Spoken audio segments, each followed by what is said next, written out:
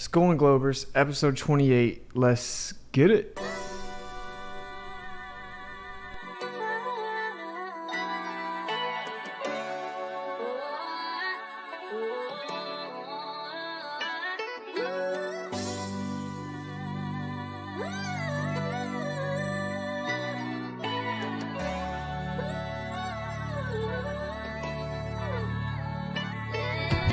Days after days, pseudoscience just a big charade, making theories they just can't explain, on philosophically biased claims. Days after days, we break away just like a renegade, so pay attention, gonna get a grade. We schooling globers till they all awake.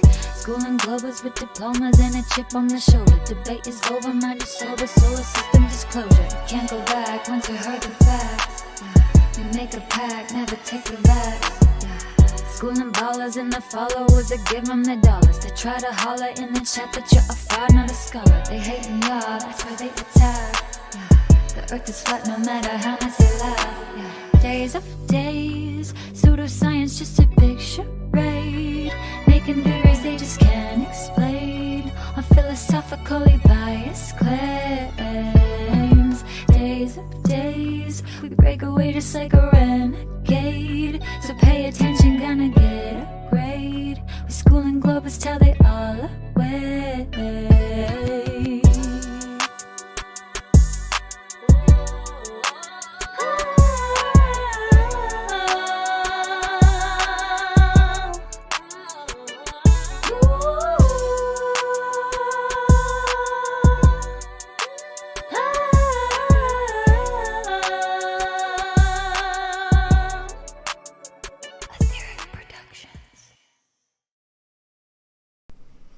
In a world. All right, that was crazy. That was probably the craziest thing I've ever experienced with this.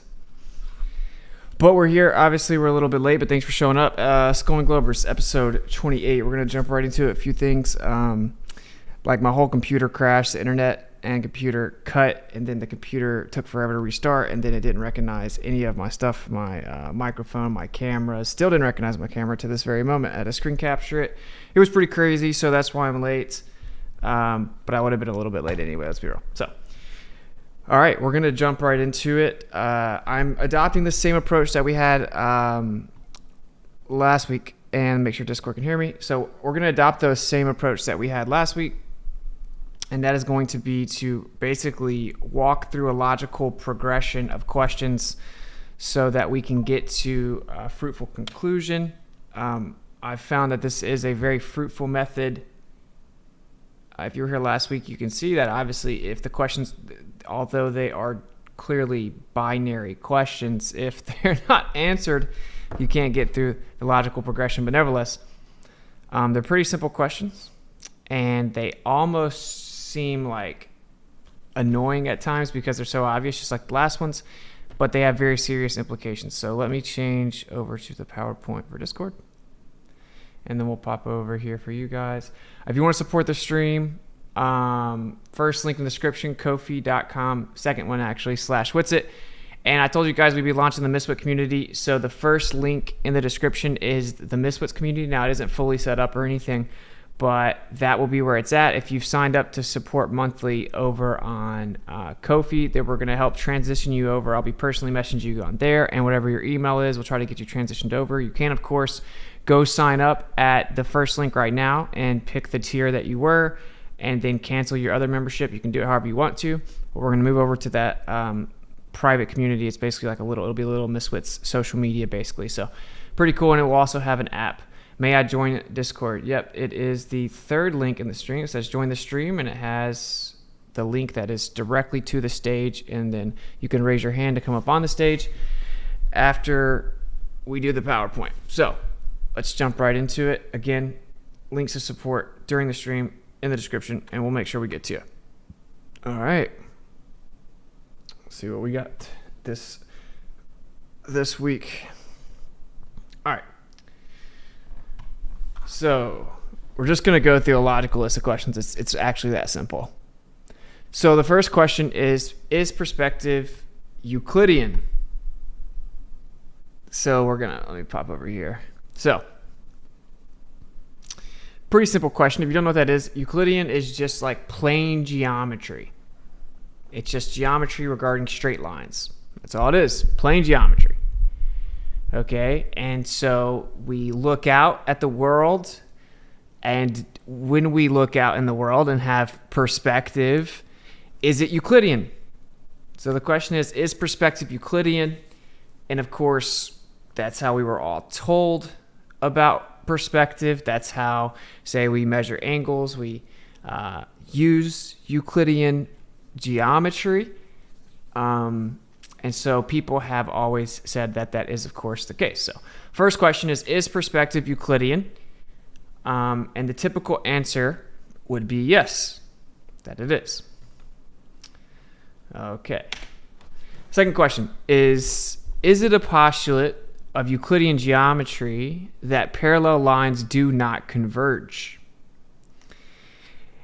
The answer is yes. It's actually the fifth postulate. It's called the parallel postulate, and it is, of course, regarding parallel lines and how they do not converge. So if I have, very simple concept here, but if I have two parallel lines, we'll use these coasters here. These are parallel, right? If these are perfectly spaced in parallel and they extended infinitely, would they ever converge? No, because they're straight lines that are parallel. So they're not going to converge, right? So that's just a base postulate of Euclidean geometry. And that is that parallel lines do not converge. Okay, moving on. So just to recap, is perspective Euclidean? Typical answer, yes. Is it a postulate of Euclidean geometry that parallel lines do not converge? The answer is yes. It's the fifth postulate. It's called the parallel postulate. Next question is, do parallel lines appear to converge due to perspective? You should already see the point of the entire stream. It's that simple. Is perspective Euclidean? People will say yes. Okay, well, does Euclidean geometry say that parallel lines do not converge? The answer is yes. Do parallel lines appear to converge due to perspective? The answer is yes, like all of these examples. So here in the top left here, and not all of these examples on the page, but these are all examples of perspective. So if you look here at the top left, you see railroad tracks, the most typical and easy to understand example. So of course, these railroad tracks are physically parallel, as in real physical reality, they're parallel. They would never converge. If they did, people would die, right? These straight lines are never going to actually meet or move towards each other, but they look like they are doing that. They appear to head towards intersecting, they're converging, but it's just perspective, because we know that they are physically parallel and not intersecting in reality. Also, if you look here, we see street lights, and we're looking down the street at the street lights, and you can tell that the street lights appear to be going down, although all of those street lights are at the same elevation. I've actually heard some globe earthers try to say that it looks like it's going down because the street is curving. That, of course, is not true. That is not the situation. Okay, so perspective makes the streetlights look like they go down. If you look in the bottom right, that is a time lapse of the sun. And interestingly enough, it looks exactly like streetlights do going down the street. So when someone says that flat Earth can't explain sunsets, okay, so, and it isn't about sunsets, but of course, we see the same thing with the hallway here. The ceiling looks like it's coming down.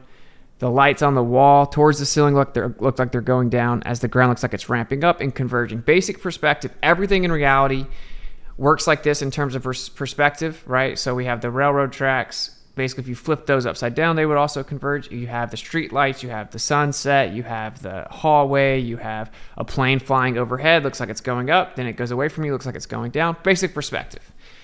Okay, this is pretty simple stuff. I think everyone understands it. Of course, again, you see that the railroad tracks look like they are about to converge, like they're heading towards each other. They're converging, but we know that they're not. That means that that is just a byproduct of perspective. The next question, therefore, is if Euclidean geometry says that parallel lines will never converge, and parallel lines appear to converge due to perspective, can perspective be Euclidean? If Euclidean geometry says that parallel lines will never converge, and parallel lines appear to converge due to perspective, can perspective be Euclidean? The answer, of course, is no. That is the objective answer. And then you, of course, would have to violate the law of non-contradiction. I think perspective is a type of projective geometry.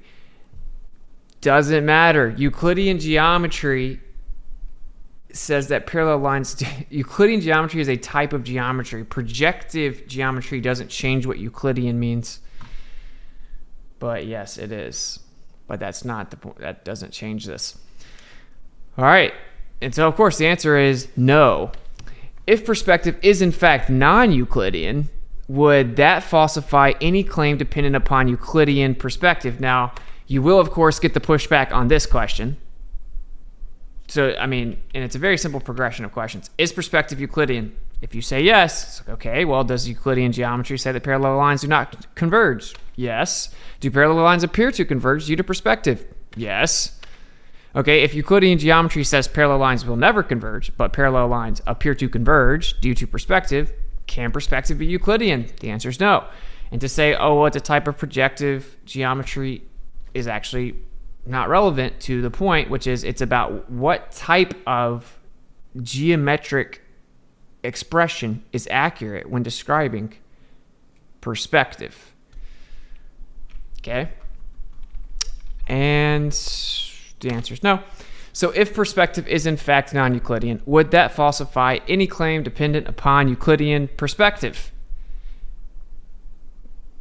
Yeah, the answer is yes. The answer is yes. Any claim dependent upon Euclidean perspective would be falsified if perspective is actually not Euclidean. Now, there are certain use cases that we can assume Euclidean perspective and it works for intents and purposes. But we know that as things go off into the distance, that they begin to look like they converge even if they're parallel. That means that something that's out towards the limit of our perspective is non-Euclidean because it has to be. Or you're violating the law of non-contradiction. Now, we're going to get into all the specifics, I'm well aware that people think that, oh my gosh, you don't understand basic things, or, oh, we do the transform. Like, transform means to change, so you're changing it. Yes, I know that you have to change it. That's the point. I mean, it's non-Euclidean. Okay. Oh, it's projective geometry. Yeah. Is it Euclidean, though? Okay, so if perspective is in fact non-Euclidean, would that falsify any claim dependent upon Euclidean perspective? The answer is, of course, yes. Okay. Is it assumed that perspective is Euclidean within the globe model? The answer is yes, of course. Now, we've actually had some globers say no. And don't straw man me. Don't straw man the globe. Perspective's not Euclidean in the globe model. This is, of course, patently wrong, right? You assume Euclidean perspective with the entire making of the globe model from scratch, from square one. You treat perspective as if it's Euclidean. You're getting angle measurements to the sky. This is how you're mapping out everything and reverse engineering it. For sure, we assume that we're seeing in straight lines directly to the actual location of things when it comes to the globe model. In fact, they say that you can see basically infinitely far. Treat the stuff in the sky, specifically the stars, like they are infinitely far. We're looking in a perfectly straight line to them, and that's where they actually are. And then treating the trigonometry, which would require, of course, an actual position to get an accurate location or distance, and they use Euclidean perspective to do that. Now, I know that it actually won't even be only globe earthers that will push back on this, because if you talk about the Earth curve calculator, Well, you are talking about looking at with line of sight, drawing a straight line, and intercepting with, say, the globe. We'll get into the details of how it can be accurate and useful in the near field, closer to you, but that doesn't change the fact that it is non-Euclidean. It isn't strictly Euclidean. So we'll get more into the details. I don't know what all some people are going to want to reveal tonight, so I'm going to leave it up to some of the people that have been working on some things. But either way, so the question is it assumed that perspective is Euclidean within the globe model? And the answer is, of course, yes. With that, whether that be anything celestial navigation, for example, you are assuming that you are looking out and perspective is going in a straight line to whatever it is that you're taking an angle measurement to, etc. And mind you, this is how the entire globe model was made, was looking at the sky, reverse engineering a globe model. For example, the rate at which things drop in the sky. Okay. All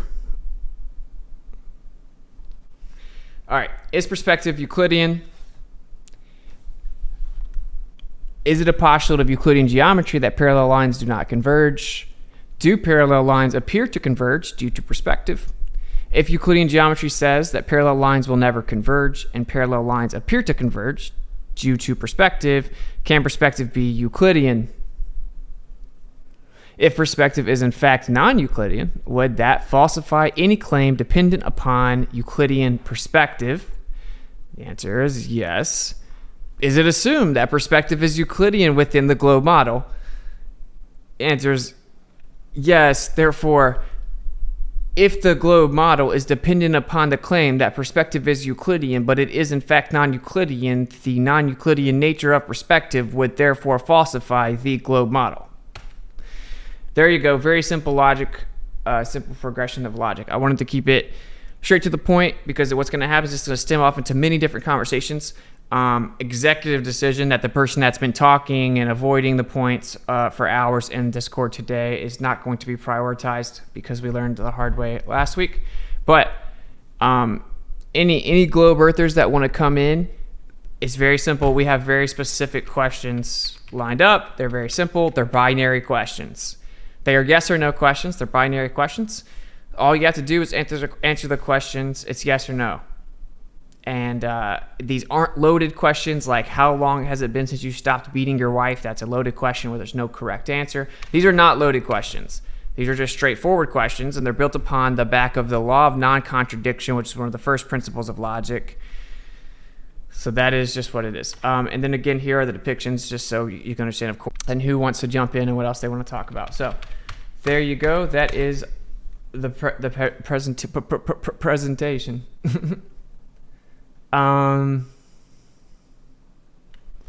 What's a big fan from Ireland? Your thinking is so clear, quite inspiring. Thank you, man. Much love. I see that I'm rendering on my YouTube. Okay, I think we're good. All right, cool. We're gonna pop over. We're about to open it up to the Discord. If you guys want to jump into the Discord, it is the third link in the description. Can you guys give me feedback? Is it buffering for you too? What in the world, man? I swear they're totally attacking my stream right now.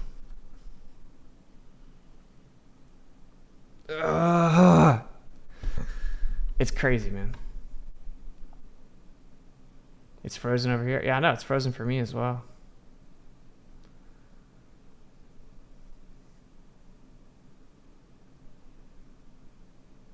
If it doesn't start working, then I'll just restart it. Oh my gosh. Dude, you guys gotta admit, there's no way it's a coincidence that everything started messing up at the same time, and then now that I got everything situated, once I get into the stream, that it also starts messing up. But it's running on Streamlabs. I mean, I don't know. Maybe I don't. Maybe I'm being paranoid. The connection's pretty bad. Yeah, but I have 1,000 upload and download. Oh my gosh, this is crazy. Okay, I may have to restart. It should keep the stream running though. I'm gonna restart the computer one more time, see if it works. I don't know what else to do, but it should keep the stream running. I don't know if you guys can even hear me, but to the Discord, I'll be back in maybe like 2 minutes, but the whole stream is frozen, which is wild. I have no idea what's going on, but Okay, cool. I will be right back. Okay, cool. Yeah.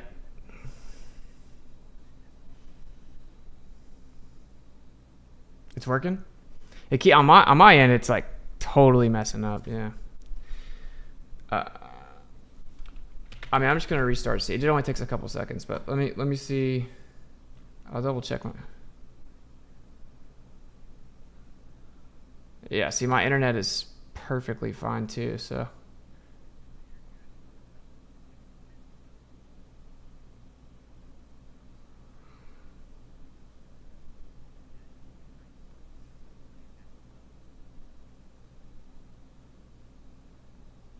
Yeah, I have like 1,000 upload right now.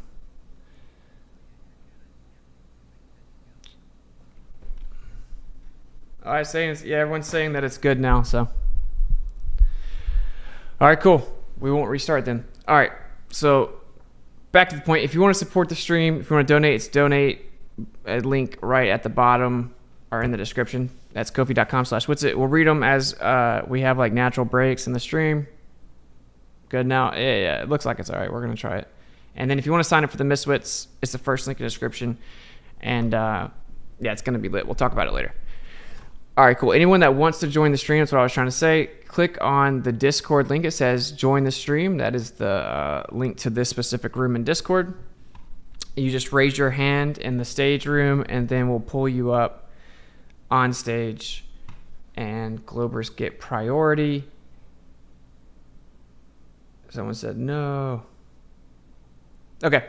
Anyway, so let's just open it up, and let me pop the Discord up. There we go. All right, so opening up to Discord. How is it going? This is crazy, man. Technical difficulties, son. Let's see who we got here. Okay, wow. And if any other Globers that are in the audience want to come up, just pop your hand up. Shane, if you want to pop up, obviously as well, because you have been. No, I don't know. I know that you're like smoothing things out. You may not want to come up. That's fine. So,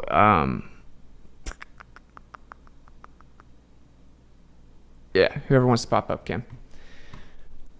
All right, cool. I know that you may not want to go into all the implications details here, but I want to iron this part of it out right now, which may actually hinder your ability because I'm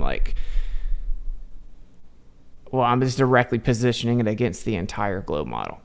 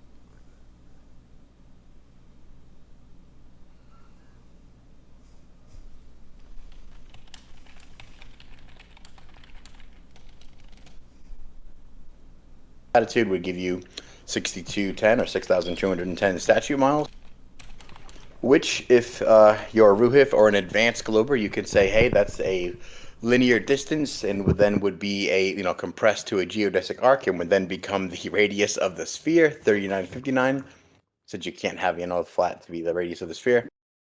And once you project that outward, then that's really the celestial sphere that we're talking about. Once we had the math that would model that and approximate the angles and the distance using sine and cosine for height and length, or GP in this case, then we could use some derivation math to to cop back the 3959 metric, right? they always told us that was physical Earth curve, but we would probably rather argue it's optical Earth curve. It's probably the rate at which it would depress into the horizon, or where it would approach near infinity, or compress into nothing. That's a better mathematical description as opposed to a linear description that would scale infinitely. So once you apply that, then you can actually apply some other relationships, and you can backwards derive 3959 completely optically, through the Rayleigh criterion and the angular resolution limit. You can apply that spherically, because once you're applying a sphere of vision around yourself, you can then use that to get an arc and approximate distance, and then you can approximate supposed curve, which would then backwards derive to the rate of that curvature, which would be the parabola, which would be the 8 inches per mile squared, right? So I mean, you can get 3959 optically backwards compatibly of the Rayleigh criteria and the angular resolution limit like 0.02. This is some good math to support that. That's the reason why we can use that. That's the reason why it makes sense. And that's the reason why the globe has been using that sort of against us. Maybe we should catch up, slow down.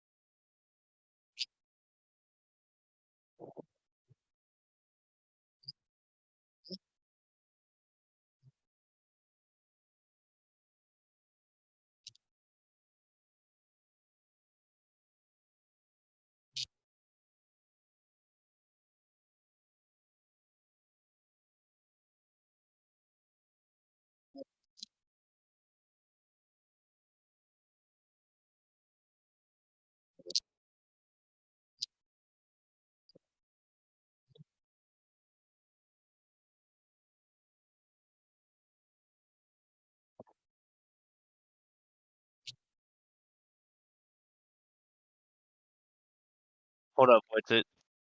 You just got no volume Oh, on on your YouTube? YouTube. Oh, Yeah. my bad. Oh my gosh. Okay. So all I was saying, sorry, I did that for both of us too. Okay. Thank you, man. So what I was saying is that basically Shane just explained how they'll tell you that they know that the Earth's a globe because when you look at the sky, you see the stars will move 1 degree. They'll be displaced 1 degree every 60 nautical miles that you go. So if you go 60 nautical miles or 69 statute miles on the Earth, then what you'll see is that the stars move 1 degree. And that it keeps doing it at that same ratio, and that's called a linear relationship. And they'll say that because there's a linear relationship between the stars and the ground, that proves that the Earth is a sphere, because on a flat Earth it wouldn't be linear, and that the reason that the stars say, move in the sky or are displaced as you move on the Earth, because the Earth is actually curving. And what we seem to have pretty clearly discovered is what they actually did was look at the sky, assume that we see in perfect straight lines all the way to the stars, that we're seeing actual positions of stars that we can see infinitely far away, then making the assumption that the stars are infinitely far away for intents and purposes, that they're all the same distance away, and that the only reason that they change in the sky is because the surface of the Earth is curving.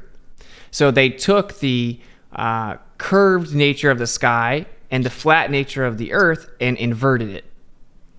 And that's where they got the values from. And that's why, it allegedly works. And so we'll get into more of those details, but the first evidence that is not true is that the very assumption of Euclidean perspective is incorrect. And saying things like, it's projective geometry as if it's different, or, you can do a transform, which means to change it, or Euclidean geometry doesn't say they can't appear to do. These are all red herring fallacies. If you're saying that perspective itself is Euclidean, then that means that in perspective, parallel lines wouldn't actually converge. It's not particularly complicated. So, and then we'll get into more of the details. Yeah. Let's see here. How should we do this? Yeah. What was the other thing I wanted to say? Optics, man. L experiments, what Alan started with, kind of preface the whole thing by changing Euclidean. Yeah, you can cover that if you want to. You got that. Right. Well, essentially, yeah, we got like the L experiments. We got non-Euclidean 3D space. We got other experiments, including Gauss, who would backwards engineer the exact lateral amount you would need from an angular excess from triangles to backwards engineer the radius of the sphericity that you derive from those triangles. Literally optical spherical excess being derived from Gauss, the man who would later define the refraction coefficient for the whole all of geodesic surveying at a solid 0.13 for all conditions, etc. But essentially, we have this result with this triangle, which is proportionally warped, right, at the lower field. And this is kind of how they're guiding what you would use for proper distance scaling, right? So they say their conclusion is that optical space is elliptic, positively curved in the near zone, hyperbolically or negatively curved in the far zone. So they made sort of a simplistic determination that a near and a far field is required to adequately scale and approximate distance. So then you're left with two different types of geometry and some sort of dynamic scaling. But I think what Alan was talking about and what we were dealing with earlier is really dynamically scaling it using something called a torus Mueller slice, which is sort of a fancy way of taking a 2D piece of what a 3D reality is. And among all the papers that we went through, that's probably the most accurate way to dynamically scale distance. So we had a third level of Mueller torus slice, and then from that portion can dynamically scale distance with the appropriate geometry. So I mean that's really where we're at optically, but then we're just taking the first step of that to apply it to celestial navigation angles to undo the trick that they did to us essentially. Yo, and this is what I was gonna say. If you look at the depiction here, what we see in reality is just like with the hallway, just like with the street lights, just like with the sun.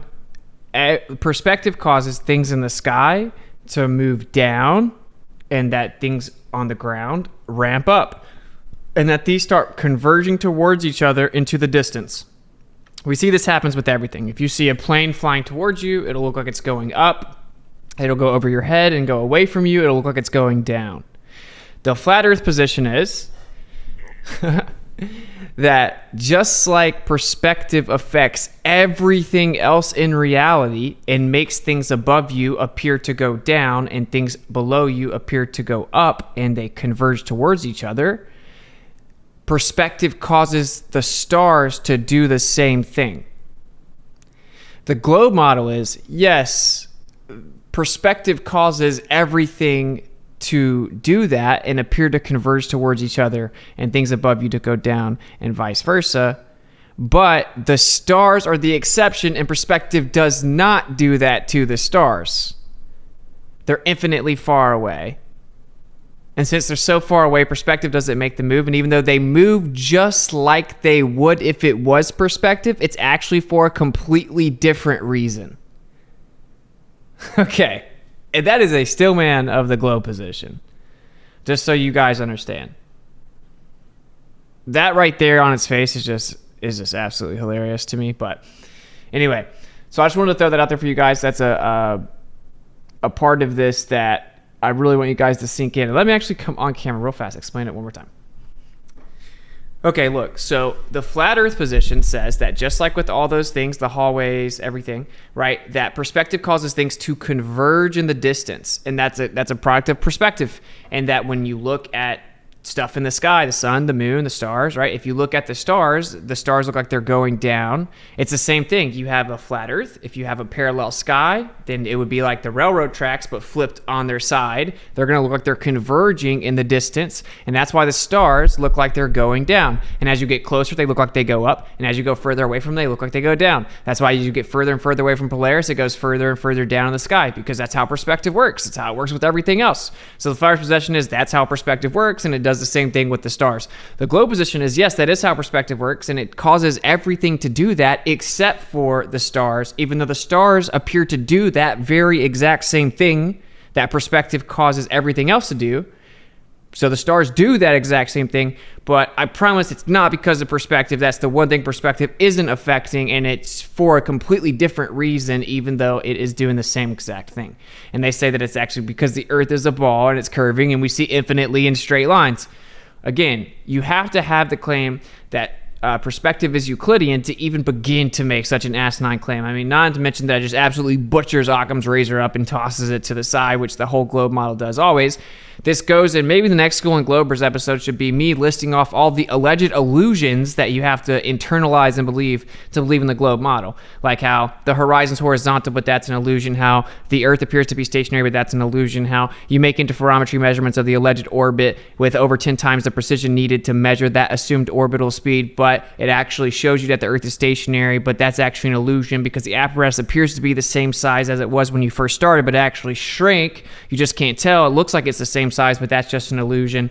How the sun and the moon appear to be the same size, but actually the sun's 400 times bigger, just coincidentally exactly 400 times further away. So that's an illusion, and on and on and on. And how the stars appear to be affected by perspective just like everything else, but that's actually just an illusion. It's caused by something else. And how perspective seems to clearly be non-Euclidean, but that's just an illusion. So everything is just an illusion. That's how you know the globe's true. The Earth appears to be in the center of the universe, and everything is moving in relation to the Earth, no matter how far out and deep in space you see.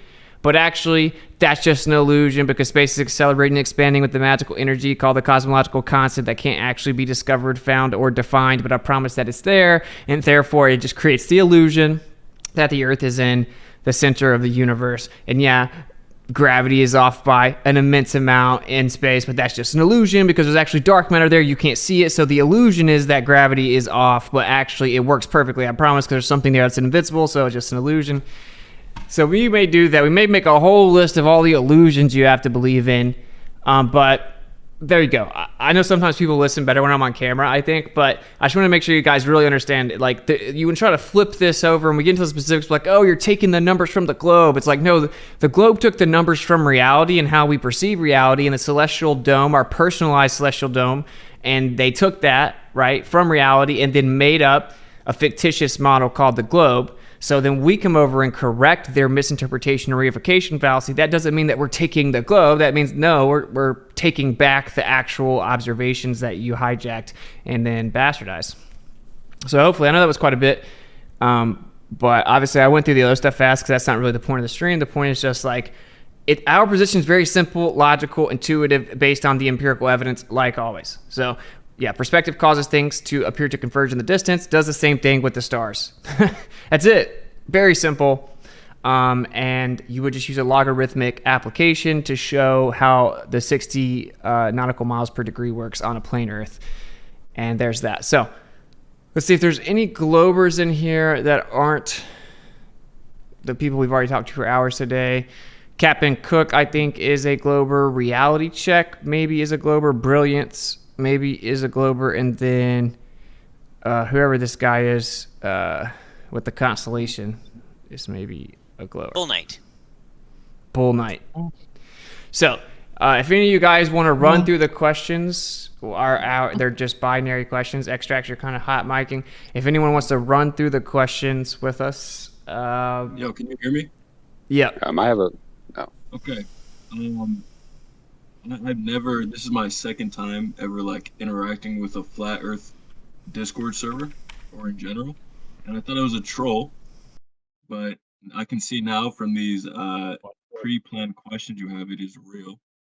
And what I noticed now is that flat earthers love to talk about, or they love to talk their way around the actual evidence of the globe using like big fancy words and a lot of speech.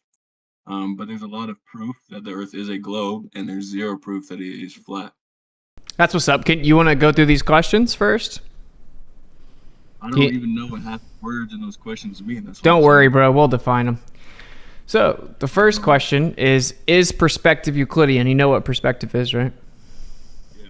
It's just like this right here. Like the street lights actually aren't going down, right? Like all the street lights are the same height above the ground, but they appear to go down just because of perspective, right? Right. So it's just perspective. No, the reality check, brother, please.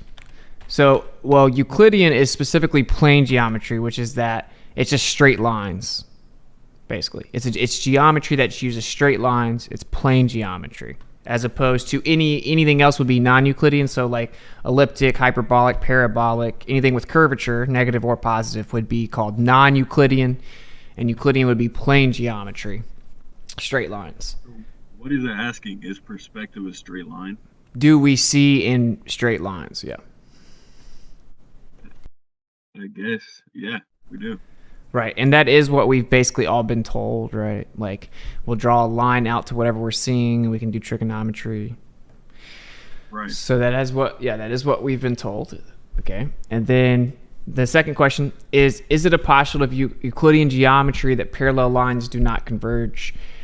And then that simply means if I have two straight lines, like something that's a straight line and then another straight line right beside it, but they're parallel, and then they started going out, would they ever converge in reality? Like, would the parallel lines ever converge? Together?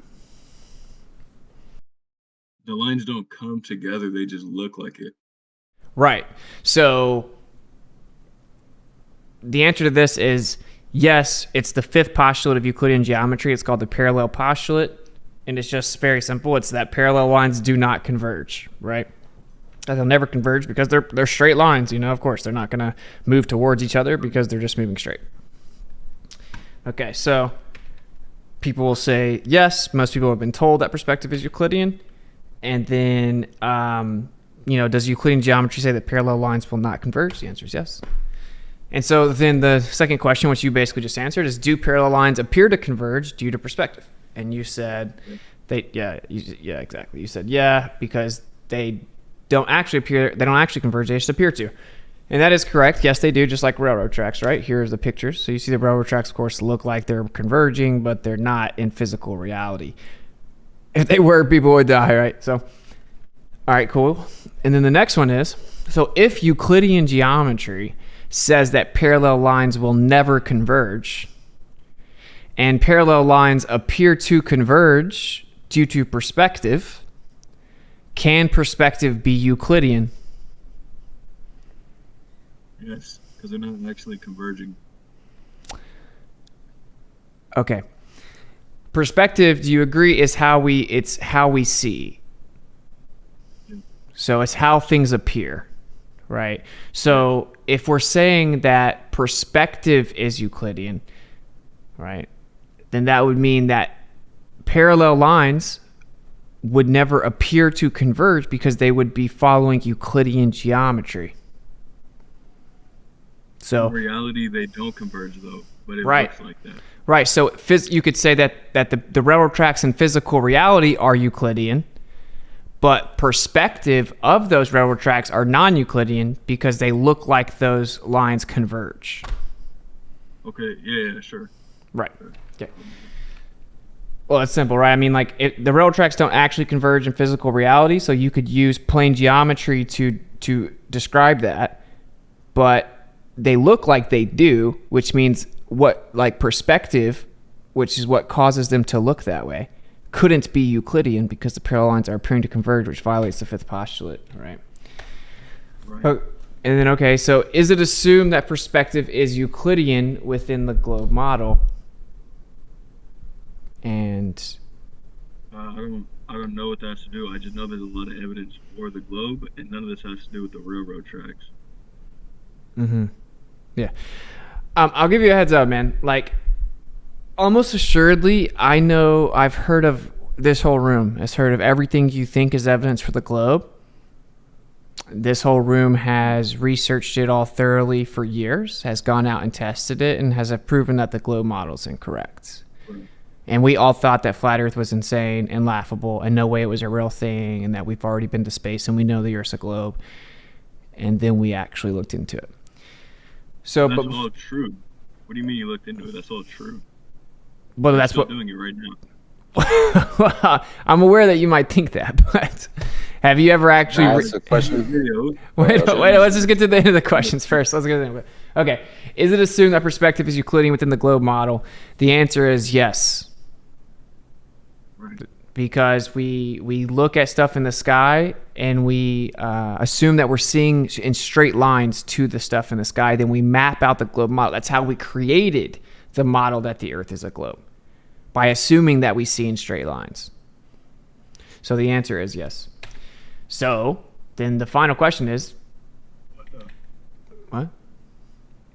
So what's that? Okay, so that was the final question. But so if we go through them in logical order, it's very simple. Is perspective Euclidean? Well, the answer is actually no. Is it a postulate of Euclidean geometry that parallel lines do not converge? The answer is yes. And then, okay, well, do parallel lines appear to converge due to perspective? The answer is yes. So if parallel lines appear to converge due to perspective, could that perspective be Euclidean, which claims the parallel lines do not converge? No, of course not. So if perspective is in fact non-Euclidean, which it is, then would that falsify any claim dependent upon Euclidean perspective? Well, if your claim depends on the claim that we see in straight lines, but we in fact do not see in straight lines in Euclidean geometry, then any claim that required that assumption would have to be wrong. And is it assumed that perspective is Euclidean within the globe model? The answer is yes, which actually means, of course, the globe model is wrong because it depends upon the assumption that perspective is Euclidean when it is provably not. This in and of itself falsifies the globe model. What's up? How does it depend on that assumption? Because the way that we got the entire model was we looked at stuff in the sky and we map out, for example, the stars.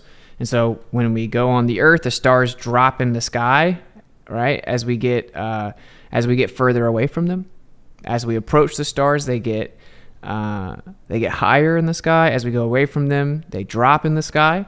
The globe says that's because the Earth is curving, right? It's curving down and away from the stars. And so as you move on them, it changes the angle to the stars because the stars are exactly where we see them. We can draw a straight line from our eyes to the stars because perspective is Euclidean. So we're just going to draw a straight line from our eyes to the stars. And then as we walk across a curved Earth, it's going to change that angle. And that's why it drops.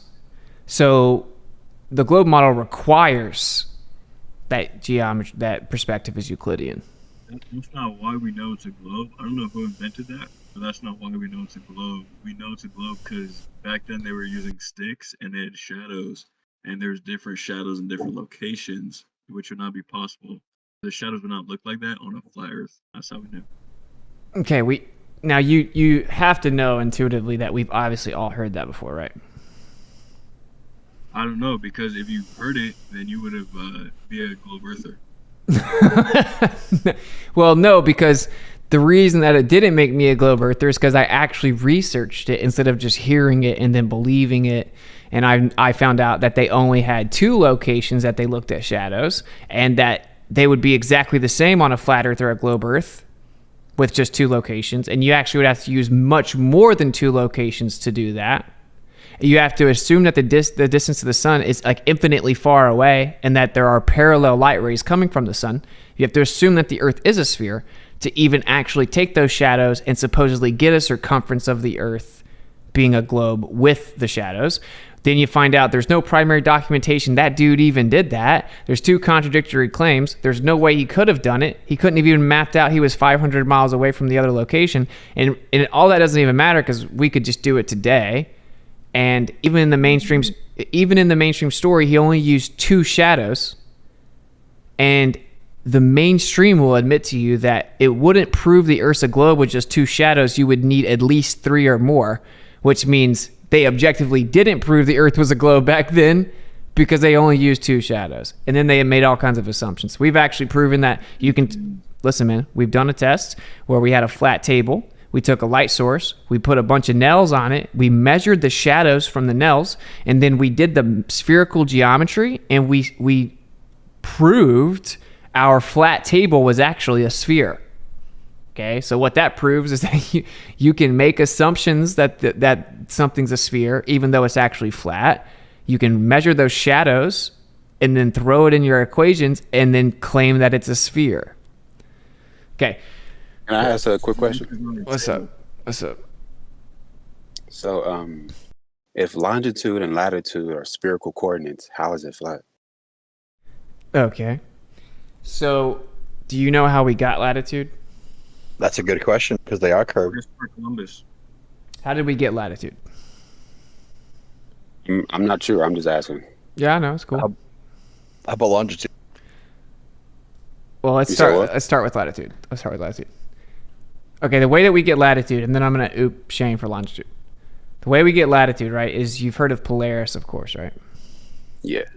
Right. So that's like the North Pole star or whatever. We took like angle measurements to Polaris, and then we started getting further and further back away from Polaris, and we kept taking elevation angle measurements to it, right down to the ground, and then we drew circles, concentric circles, as we went out further and further from Polaris, and that gave us latitude. Right? We drew concentric circles coming out from Polaris. Now, ironically, in order to do that, you have to actually treat the Earth like it's flat. Right? Because what you have to do is you have to establish level and then assume that there's a horizontal baseline that comes from your feet all the way out to the ground underneath Polaris, which is called a ground position. Then you measure an elevation angle up to it. So you assume it's flat to even make the measurements. Then you map out concentric circles from there. Then for the globe, what they do is they take those measurements, they wrap them around a cylinder, then they flatten them out and give you the Mercator projection, which is what most of us were shown.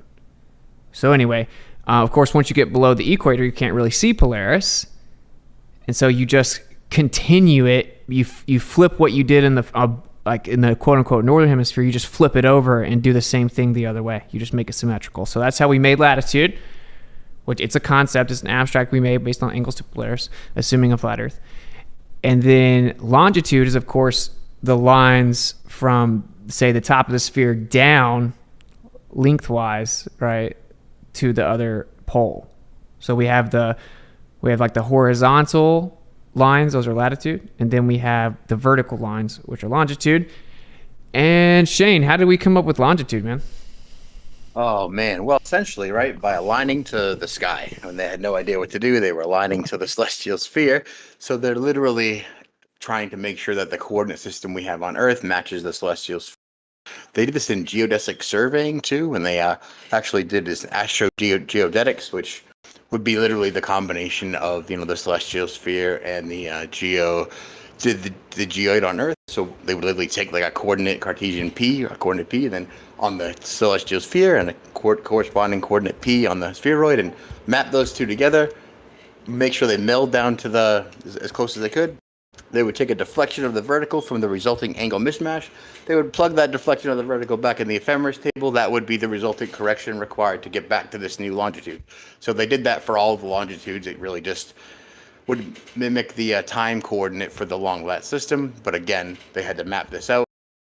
They did so on like the 0 prime meridian was in Greenwich, but that was 300 years before there. The Royal Society actually built an observatory there under the King of Spain, under their Spanish War, I think. And for 300 years, they watched and mapped what's called the clock stars there under the celestial equator, the brightest luminaries all throughout the celestial equator, so that they are supposedly getting ready to go, celestially navigate in the south to plumb the greater southern reaches. And back in 1712, the Longitude Society, right, came about, which empowered the Board of Longitude to go and reconnaissance all the southern reaches to make sure they can find a method to navigate southern longitudes back to a degree with a specificity of 0.5 degrees. That was the requirement for money as 20,000 gold pieces, and it being like $1 million today. And then once they could do that, then they could actually map the longitude and lat system that we so have today, and that we can seamlessly transform into one of 200 different equal projections. And they have equal latitude, equal distance, equal area, all sorts of equal projections, all based on the equilateral nature of these longitude and latitude coordinates. So once they actually had this in 1712, the Royal Society put those coordinates away. They made it illegal to create an ephemeris to correct to a series of coordinates that aren't theirs. And then here we are today projecting their only set of coordinates back and forth with globe and flat, back, M, star, doesn't matter, all the same. Here we go. And So are you saying like, my bad. no, go ahead. I was gonna say, so are you guys saying like our GPSs are incorrect because those are based on spherical geometry, right? Yeah. Wait. But just before we do that, okay. So, because it's important to note here. So that was in the early 1700s, this notion that, we known the Earth was a sphere for thousands of years, and that's people navigated knowing it was a sphere. That's not true. China thought the Earth was flat in the 1800s. Everyone thought the Earth was flat. This is a very modern idea. This whole notion that people knew for thousands of years is actually blatantly a lie. The vast majority of the world thought the Earth was flat. So you get to 1700, they make this longitude system after they have a latitude system, assuming the Earth's flat to even make the measurements. And then in 1776, they give a decree saying, the king gives a decree saying that you can't create any map unless you use that coordinate system. Unless you use that longitude and latitude spherical coordinate system, you're not allowed to make any map, right? So it's just important to understand the concept of that. Then they went and started navigating on the Earth, using this system. So using the assumption that the Earth's a sphere with the spherical coordinate system, they went out and started navigating on boats. Once they got out into the south, they started getting lost. It didn't work. They started wrecking. They were off 200 miles a day. Consistently, some of the best, most skilled captains in the world continuously got lost. So assuming the symmetry of a sphere and going into the south, it didn't work. So what they then had to do was the royal family started paying tons of money for people to go out and map out corrections, because they would use their compass, they would assume the Earth's a sphere, and they keep getting lost. People were dying. They were losing tons of stuff on board the ships. So they started making the corrections. They're called magnetic declination corrections. And eventually over time, and it took a while, they were able to create a system where you could, navigate in the south and correct yourself over and over and over to where it would actually work. If you assume the Earth's a sphere, it would actually work, because they make major corrections in the south to this day. I mean, some of the corrections are 30, 40, 50 degrees. When you get down to Antarctica, some of the corrections are 179 degrees. And so that's the actual history of it.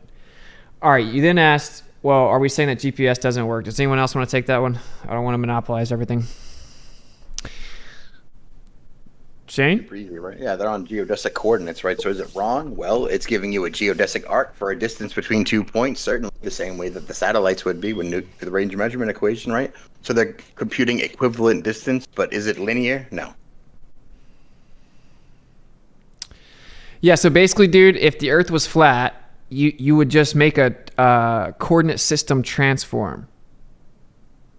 You would just transform it to a globe. Now, do you guys have any? Oh, my bad. Go ahead.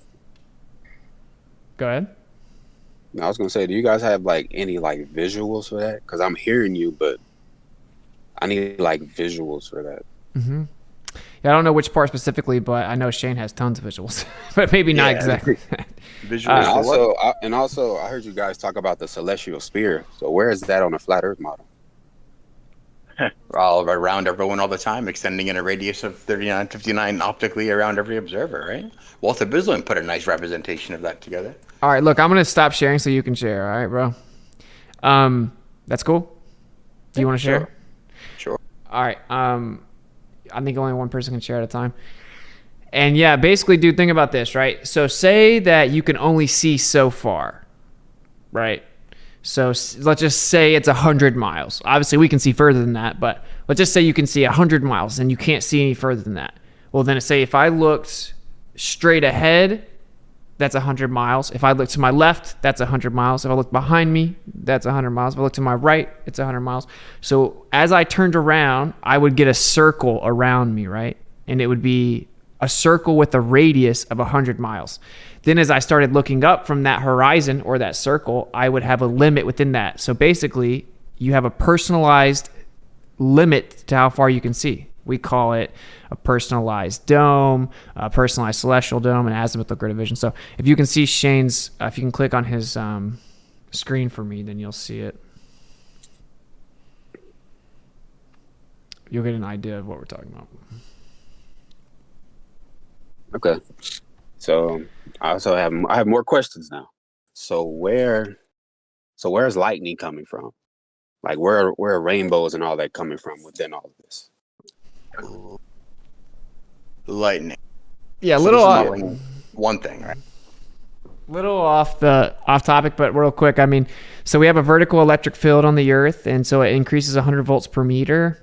right? And the uniform vertical electric field with equipotential, meaning it increases an equal amount of electrical potential per distance. So every meter goes up 100 volts, is only possible on a plane Earth. Anyway, so we have a downward electric current on the Earth. Everything is charging. And lightning is when something reaches capacitance, which is a fancy way of saying like its maximum storage of electricity, right? So everything has its capacitance, which is like its threshold of electrical storage. Once something, gets more charge than that, it has to discharge the rest because there's no more room to store any more electrical charge. Lightning is just electrical discharge. So where's that discharge coming from? Wherever, there has to be a source for that. Where's the source for that? Whatever object or system gained too much charge, right? I mean, lightning comes from right above the ground, from the air, from clouds, from all kinds of things. It just comes from the electric field on the Earth. What? You said it comes from the clouds and what else? The air, just the electrical field itself, right? Like lightning comes from the electrical field, but say if there's any matter that's charged up, eventually that object, say a cloud, has too much charge, so it has to discharge the rest because it can't hold it anymore. So what's charging this electric field? Like there has to be a source for that. Good question. So we have EMF coming from the sky for starters, right? There's tons of electromagnetic energy coming from the sky, and then you're asking where electricity comes from, and then that would get into what is electricity, what is energy, what is magnetism. You're asking some of the most difficult to answer questions in all of physics, and I think that we can explain them, but it's not like the globe has some superior answer to this or anything, right? I mean, I think both models are wrong. Like I don't believe in NASA's model or flat Earth, but I mean, I do think there are some good points on both sides, but I'm not convinced with either side. So, but I do believe it's a globe, though. Well, you should keep researching it, though. But no, I am. I definitely am. Yeah, man, it's all good, man. Take your time. I thought that as well. But I do want us to kind of keep sort of on the way that we see, because I think that's a big part for people to understand. Shane is coming in clutch with these depictions here, but Have you seen these visuals, brother? Seen the brilliance?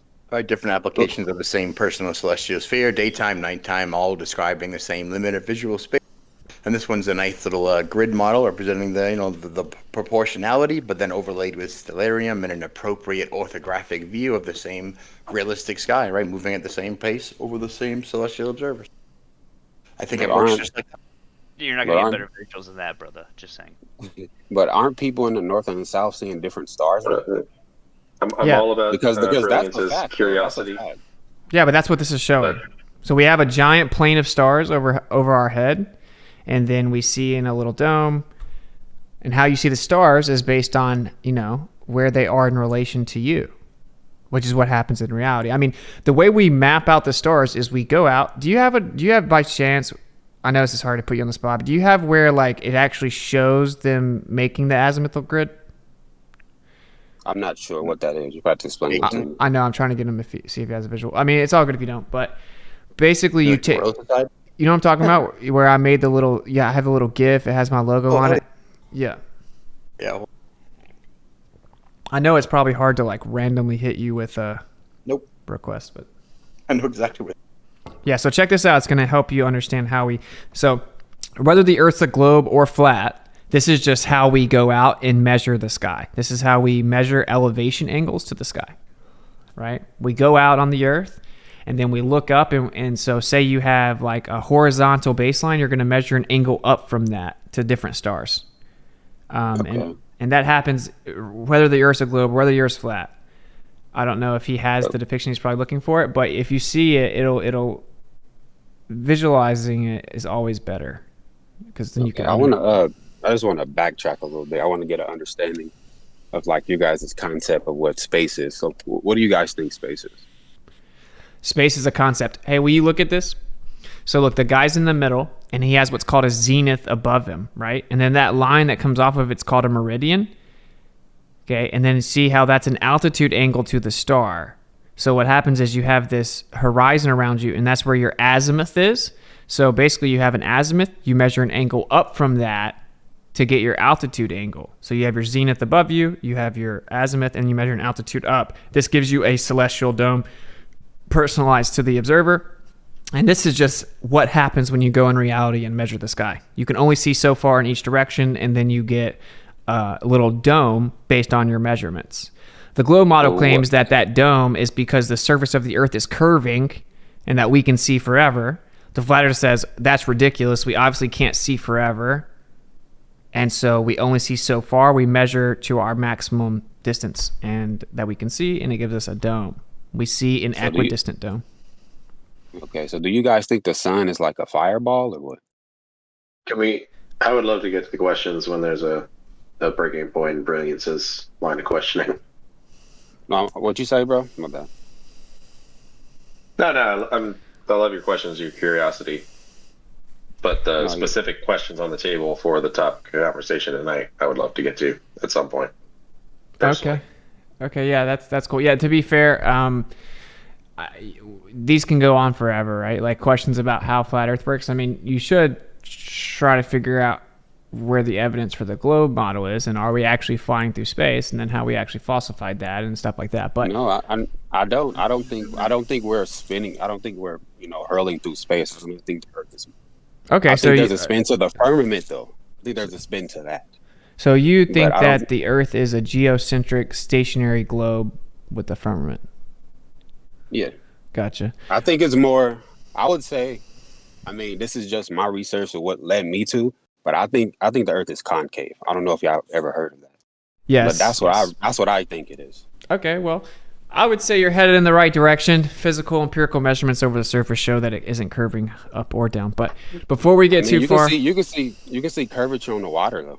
Like when you're looking at boats from a distance, like you can see one is higher than the other. Yeah, because everything. You can see curvature on the water. Yeah, but you remember it's curving up. Actually, it's not.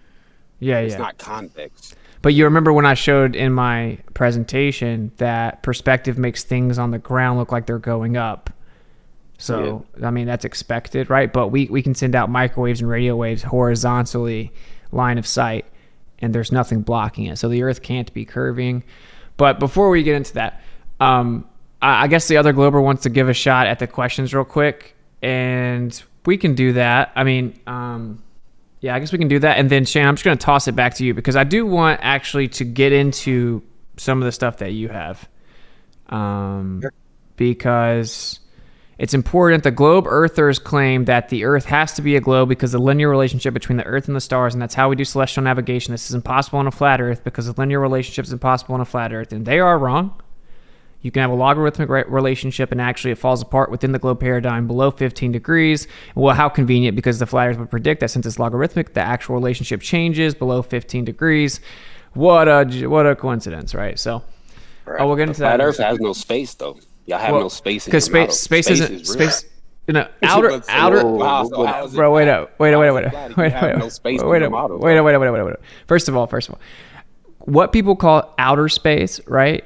As a vacuum is what we say isn't real. Obviously, there's stuff above us. Obviously, there's lights in the sky. I would say that there's a fluid-like medium. There's actually an ether. And any model that doesn't acknowledge an ether is just absolutely... I agree. Absolutely. I right, agree. okay. Well, there's no such thing as space. Space is a concept of emptiness or nothingness. It's called a privation. It can't have physical properties, okay? But there is an ether, and then there's a region above us, certainly, that people call space, and there's definitely lights inside of that. It looks like everything's intrinsically electromagnetic. You probably have plasma, fluid-like medium. Looks like it may be like a superfluid. Everything's electromagnetic, and then the galaxies are basically just vortexes. Water, bro.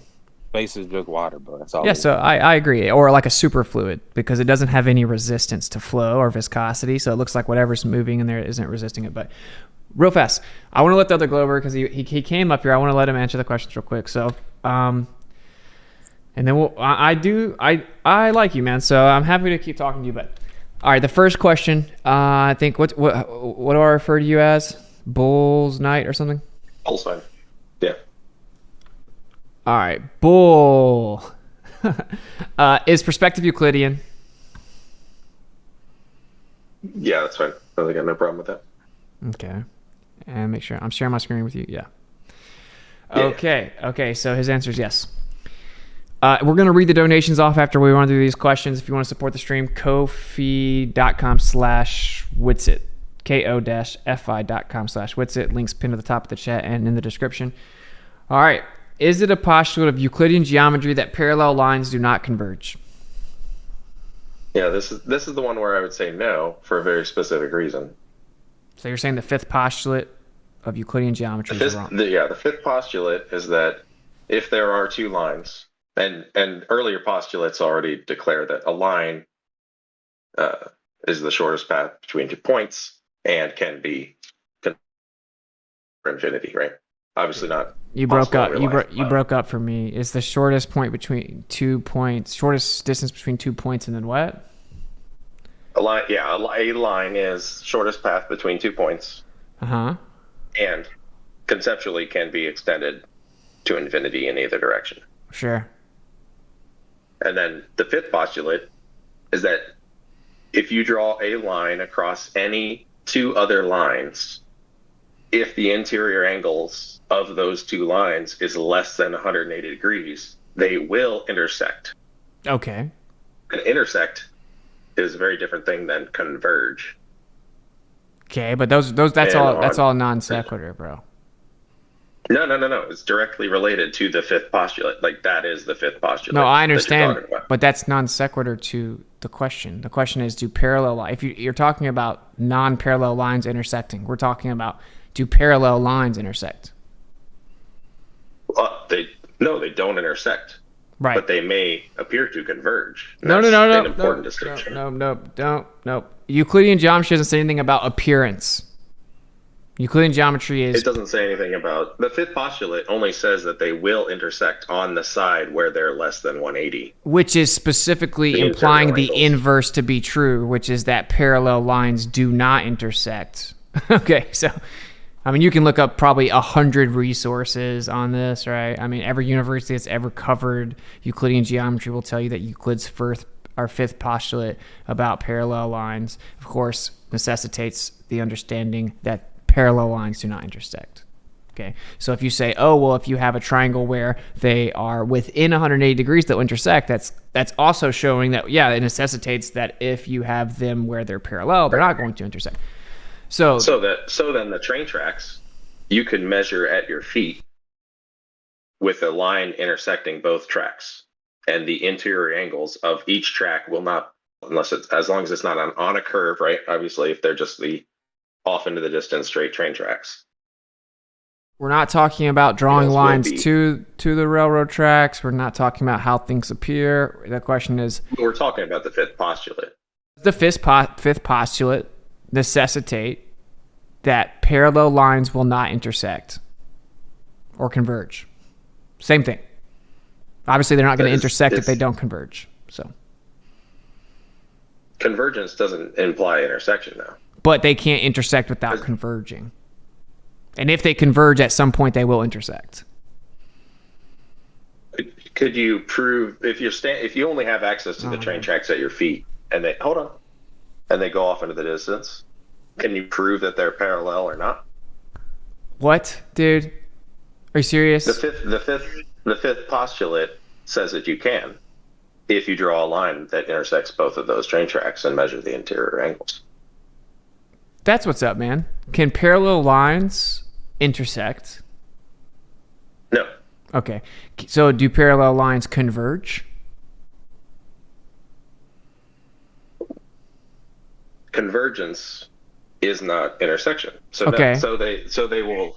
Convergence implies appearance from every definition I've found. In what way is convergence distinct from intersection? You're saying it's distinct. I mean, they're joined at the hip because, of course, if you have two infinite straight lines and they're converging towards each other, they will have to intersect. Right? They can't infinitely converge. They converge towards each other because things appear smaller in the distance. We're not. You're completely. This is directly related. We're talking about physical reality, and you keep on talking about how it appears. Right, two different things. Yep. Which is the whole point, actually. That's the whole point of the whole stream. We're talking about, do parallel lines converge? That's what we're talking about.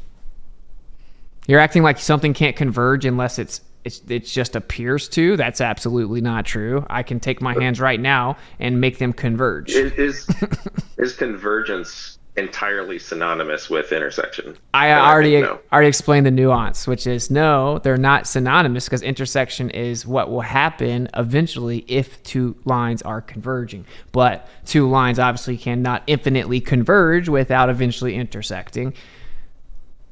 So, I mean, there are many. Dude, this is nothing new, right? I mean, you can go read a million papers on An the asymptotic line could approach zero and never cross it. So like that's not. It would from every angle it is converging, but it never crosses, and you can mathematically prove that. What? You're saying it can infinitely converge towards each other but never intersect? I mean, as an asymptote, yeah. So two lines can converge towards each other infinitely and never intersect. Sure. Okay, well that's ridiculous. But that's outside the scope of the fifth postulate. The fifth postulate is very specific, and it doesn't say anything about convergence. That's why the answer to this question is no. That's what you can say, right? But sure, I could rephrase the question to, in Euclidean geometry, do parallel lines converge? Okay, like, No, but then the answer would still be no. right. Okay, so the fifth postulate is called the parallel postulate, and it's well known that based on the parameters of that postulate, it requires that you acknowledge parallel lines never converge. I mean, there's like 500 papers written about it. Oh, okay. Easy.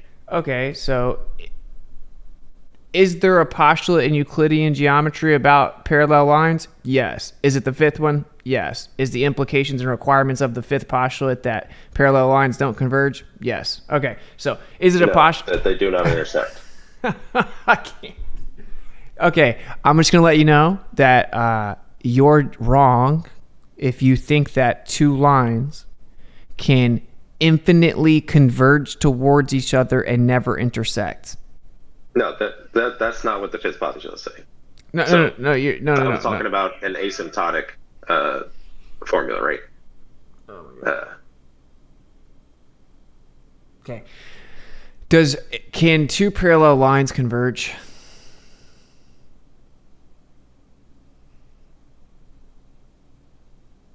If they're lines on that you're standing on and looking off into the distance, the distance between them will remain constant and appear smaller in the distance. Why do you keep doing that? Why do you keep doing that? Why do you keep on? That is because we're specifically talking about the fifth postulate. No, why do you keep on changing it to what things appear like? We're talking about physical reality. Two parallel lines. I'm saying if this was a question, if this question was in good faith, it wouldn't say converge. It would say do not intersect, and no one would disagree with that. No, converge, I think, is smuggled in. I've already explained that. I've already explained why you're just wrong if you claim it's just a fact. It's just objectively a fact that if you think that two lines can infinitely converge without intersecting, you are wrong. So we can leave it up to the audience if you want to claim that's absolutely an asinine claim. I'm like, right, it's just kind of insane. Isn't that just a hyperbolic line, like the hyperbolic formula on the x and y? Dude, it will approach zero but never reach zero. Like, that's not weird in math terms, right? Okay, if you have two lines converging towards each other, at some point in time, if they are extending infinitely, they will intersect. If they're parallel, and that's if train tracks are parallel, they will never intersect. If they're parallel, they're not converging. What the? Okay, so we're going to move on because this is just ridiculous, but Euclidean geometry says parallel lines do not converge. Find a description. I did my research. I listened earlier today. I listened last night. The fifth postulate, none of the examples of it, none of the descriptions of it mention convergence, right? It's all about non-parallel lines eventually intersecting on the side where their interior angles are less than 180. Oh, hey, are convergent lines non-parallel? Convergence is a sloppy term that I think is being smuggled in here. Is convergent lines non-parallel? This is where Euclidean perspective, they will converge in the distance as the same distance between them is smaller as it gets farther away from you. Last time I'm gonna ask. They're parallel at the vanishing point, and they're parallel at your feet, and that's what the fifth postulate. Last states. time I'm gonna ask the very simple yes or no question: are convergent lines non-parallel? It's a yes or no question. It's not, because convergence is not specific. Oh, okay. Can you tell me what else convergence could mean? I will specifically address parallelism. Okay, dude. We're executive what decision. do you mean by convergence? Executive decision Because here. Hold on. Please no more. We're not. Dude, this is what I said specifically. We're not doing with the stream, which is like bad faith avoidance of the binary questions. I'm not avoiding. Yeah, it's become redundant. We'll let the audience in very specific terms, and I'll answer the question. We'll let the audience decide. Okay, but you said that the fifth postulate is just about non-parallel lines and how they'll intersect. I'm like, oh, okay, are convergent lines non-parallel? And then you knew I caught you, so you couldn't answer it. Same reason. Then you thought that It should be simple. Dude, you can't just interrupt me on my own show, man. Then you thought that you were going to come up here after you had heard everything, and you're like, oh, I got him. He said converging, and it's actually intersecting, because you overlooked a basic part of this in terms of logic, which is that it's in terms of infinite lines, and obviously two infinite lines cannot converge towards each other infinitely without ever intersecting. It's just ridiculous to claim that they could. Okay? So, yeah, of course, convergent lines are non-parallel lines, right? And if I have to actually look that up, we'll do it in a second, but it's ridiculous. I would have to do that. Convergent lines. Because convergence is not a real thing, apparently, right? Like, I made it up. It's not a real thing. I got a quick question about converging lines at infinity. It's non-specific. Sorry, Alan. What? You're good. So, are you familiar with parallax and stellar parallax? Right. So this would be like an example of two parallel lines. Well, no, never mind. It wouldn't even be parallel because in their model it's sub 90 degrees. Never mind. Full retract. Continue on, sir. Full retract. All right. So it is what it is. We can move on. Like, convergence. What's up? I'm gonna need you to shut this whole stream down because I just found major evidence that's gonna debunk this entire flat Earth thing once and for all. That's what's up, man. Well, please hit us with it after the questions. Enlighten us. So, Yeah. Phineas and Burton completed the Northwest Passage, which means they circumnavigated from the North Pole all the way to the South Pole and back around. That would not be possible on a flat Earth. They would fall off and go into Narnia or whatever you believe comes after the ice wall. That teenager in the parker with the sandwich, right? Was that who you're talking about? Well, put that in your back pocket. Put that in your back pocket. We're all really scared, and so we'll make sure we shut down the server and the stream and the YouTube channel right after we finish these questions. So, all right, we're gonna move on to the next question, though. So, and it was still edifying to the audience to hear, like, just ridiculous. It's like the implications of the questions are the only reason that very intelligent people will end up saying things that are just wrong. So, anyway, the next question. Do parallel lines appear to converge due to perspective? Yes. Right. And then here are some examples. Yeah. Okay. If Euclidean geometry, we know this is going to be oh man. If Euclidean geometry says that parallel lines will never converge, and parallel lines appear to converge due to perspective, can perspective be Euclidean? I wanted to discuss the same topic about perspective, and I wanted to say an objection, because when you ask that question, is perspective Euclidean, that question is kind of unspecified, because perspective, it isn't just one space. The phenomenon of perspective from definition is when you take that 3D space we live in and you project the angles from that 3D space onto some 2D space. It can be both Euclidean, it can be non-Euclidean. For example, the celestial sphere model is an example of that. A sphere is a non-Euclidean surface, and you project these angles from the 3D space we live in, from all of these stars.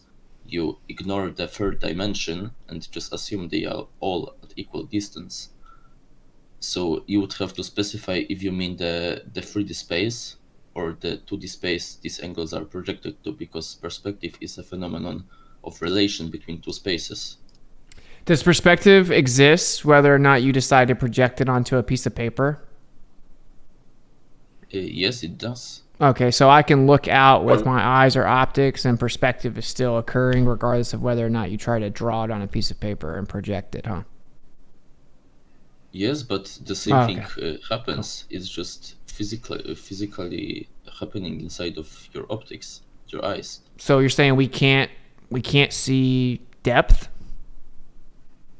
Exactly, we can't see depth. The depth is only an illusion caused because our brain knows the certain patterns that are in relation with, for example, how far the objects are. For example, the parallax that was mentioned previously. Our brain knows the relation that the parallax angle increases the closer something is to you. But for example, if there was some kind of, let's do a thought experiment. If there was some kind of magical object that was going further away from you, but at the same time proportionally increasing its physical size, you wouldn't be able to tell if that object is moving in relation to you, because the only clue you have to understand if something is moving further away is that its apparent angular size gets smaller. But in the case of that object, it would stay constant because at the same time it also increases that physical size. The only way we can know the third dimension is using these clues, but we don't know it essentially. All right, man. All right, man. We gotta keep his comment is ties into like how I would define convergence and how it seems like convergence with regard to perspective. But I don't care. I don't care how you would define something. I don't care about any of that. Okay. I'm well aware that you guys think perspective is a certain thing and that it's projective and that you can claim it's Euclidean when it specifically does the exact opposite of what Euclidean geometry necessitates, and that you can then say that it's somehow different and then make a transform and claim perspective Euclidean while it's actually objectively and clearly demonstrably not Euclidean, but I made a transform, which means to change it, but actually I promise it's still the same. You do all those things. You make a transform in order to actually account for the convergence, the optical convergence of railroad tracks using Euclidean geometry. You're going to have to do a transform. Yeah, and then this guy just now talked about how you have to project it, and then you said that you would do the same thing. And of course, this guy dude, stop interrupting me, dude. Stop interrupting me. This dude started his stop interrupting me. This dude started his whole thing with depth is just an illusion. What? No. Depth is a reality. We live in a 3D reality, right? Like, depth's a real thing. Okay, I don't need to project anything on a piece of paper. I don't need to do anything. I'm looking out. We obviously have depth perception even with one eye. Okay, you can make up all these examples of what you think happens when in reality we know that we can't even fully explain how the eye works in 2024. We can't even understand. We can't even interpret how the brain interprets the signals from the eye in 2024. We can't even understand the brain basically at all in 2024. You guys are going to come tell us you know exactly what happens when it comes to information being received by the eye that isn't even fully mapped out and understood in 2024. You know the actual process of it sending signals to your brain, and then you actually know how the brain interprets those signals, and that for sure the only reason that you see depth is because of this illusion that happens due to your brain working a certain way. The truth is that in terms of science, none of those claims can be substantiated, and it's well known we don't even know how the eye works in 2024. So I get that you have a bias towards your conclusion and your need for the Euclidean geometry to keep your model alive, and so you're going to do mental gymnastic and backflips to do whatever you can to keep it alive. All we have to do is point out the very base contradictory nature of claiming that perspective is Euclidean while having non-Euclidean characteristics, and that violates the law of non-contradiction, and then we can move on because we don't have an emotional bias tied to the conclusion. Okay, so for him to say that depth is an illusion is absolutely insane. I'm well aware that you guys have been told a certain thing, led to believe a certain thing, that people claim that perspective is strictly Euclidean. That's why I'm doing the stream, because it doesn't take a genius to figure out that's actually not true. I will happily send you guys papers from Stanford and from different universities explaining, well, that we've clearly overlooked that perspective is non-Euclidean. You can just look at railroad tracks. This isn't just me saying it. This isn't just something crazy flat earthers are saying. Okay, anyone that actually studies it in depth knows that actually it turns out perspective is significantly more complicated than that. Okay, I mean it's like it's kind of painful, but also claiming about what you said about depth, and then also claiming that you can see something that's 704 trillion miles away. That's pretty crazy to me.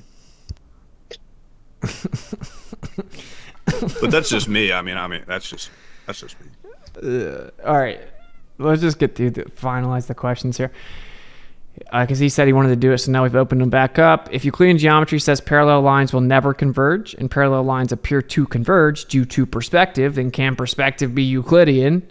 Well, if perspective is seeing parallel lines appear to converge, but Euclidean geometry says that doesn't happen and dictates it doesn't happen, that means that what is causing us to see them converge obviously can't be Euclidean by definition. So the answer is, of course, no. Maybe the answer is much simpler and the lines simply stop being parallel in perspective geometry. Well, that's the point. Yeah, like when it comes to perspective geometry, the lines cease to be parallel because perspective and the accurate geometry to describe it would have to be non-Euclidean. So that's the whole point. If we saw in perfectly straight lines and we're looking at perfectly straight lines, then they would be perfectly straight lines. They would be parallel and they would never converge. Duh. If perspective is in fact if perspective is in fact non-Euclidean, so this is a hypothetical preface. It's an if question. If perspective is in fact non-Euclidean, which by the way, there's ample amount of tests and experiments that have been done with plenty of papers writing about how that very thing is the case. If perspective is in fact non-Euclidean, would that falsify any claim dependent upon Euclidean perspective? This is a question that answers itself, right? So we don't have to play any games here. It answers itself. If perspective is non-Euclidean, but you have a claim that requires perspective be Euclidean, then obviously the fact that it's non-Euclidean would immediately falsify any claim dependent upon the claim that it is Euclidean. Okay, well that of course leads us into the final conclusion here, right? Which is it assumed that perspective is Euclidean within the globe model? You guys can answer that one if you would like to. Is it assumed that perspective is Euclidean within the globe model? I would say no. Oh my god. Okay, anyone else? Any other globers? Don't be shy now, man. You guys are shy with the final question, man. What's up, EMBO, Bull? We got Jesse's answer. Hello? Hey.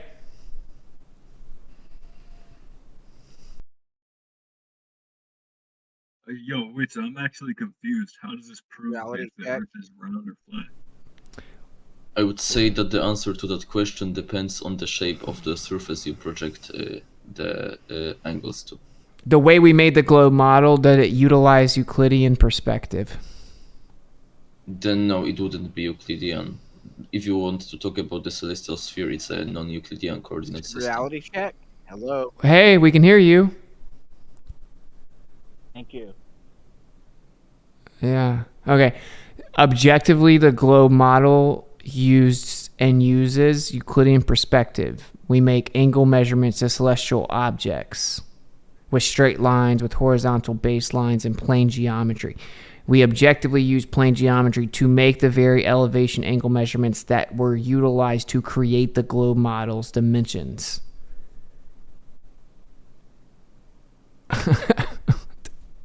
I would disagree. I would say that the entire observational astronomy uses spherical geometries, which is an example of non-Euclidean one. Did we use plane geometry to make elevation angle measurements to the sky to then create the globe model? No. We objectively did. So can you explain to me how we make elevation angle measurements then? Yes, you take them from the horizon, then you apply certain correction. For example, the deep correction in order to reduce that observed angle to the horizontal. Also corrections like for refraction, things like that. And then you measure that angle like from the horizontal reference to the star.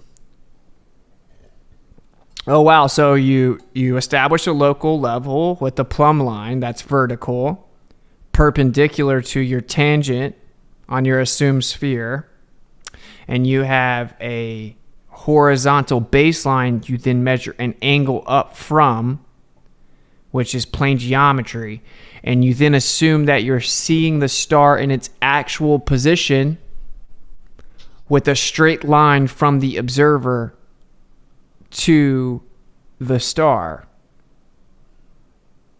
Then you say that when you measure and observe the linear relationship of 1 degree per 60 nautical miles, that is because we're seeing in a straight line to the star, and perspective is not moving the stars, that they're dropping or rising due to the fact that the Earth is a sphere curving beneath your feet. So to invoke that linear relationship of 1 degree per 69 miles in celestial navigation on the presupposed sphere, you have to actually use Euclidean geometry. That's how you're getting the actual measurements in the first place. You're treating perspective as Euclidean. No, you're treating the apparent sphere of stars as an apparent sphere around the observer. Dude, how do you get the measurements to get the sphere? You point the sextant at the direction, and the direction, it doesn't have to, like, because you're saying that we use planar geometry, you can't care at all about like the plane of the direction you're looking at. You simply need the direction. The direction can be towards like a point on a sphere, on that apparent celestial sphere. So you're saying perspective is non-Euclidean? I would say that depends, but in the model of celestial sphere, indeed. Okay, so perspective is non-Euclidean according to this guy. Okay. According to the actual globe model, regardless of the fact that we have a celestial sphere, right? Perspective itself, and now our ability to actually see things to make angle measurements too, the globe model uses Euclidean geometry specifically, saying that we can draw a straight line from our eye out to the star, and that's its actual position. Because they're so far away, they're not going to change due to perspective. And then it gives us a linear relationship because the convexity of the surface of the Earth. There's another flat earther want to jump in and see if you can talk to this guy about this, or so another. I guess no globers are going to step in and tell him that, obviously, because Jesse said no. So, and which is honestly, I love it. If the globers want to say, I'm perfectly fine with, if the globers want to all adopt the position that perspective is non-Euclidean, like, I'm all for it. I'm all for it. Well, Witsit, I just want to ask these guys if they understand what apparent means, or the idea of convergence, what it implies. Do you guys know what convergence implies? Or an apparent position? Or an apparent size change? Do you know what I mean by all of those three things? Well, real quick, as a globe earther, I just want to say my perspective completely and entirely comes from NASA.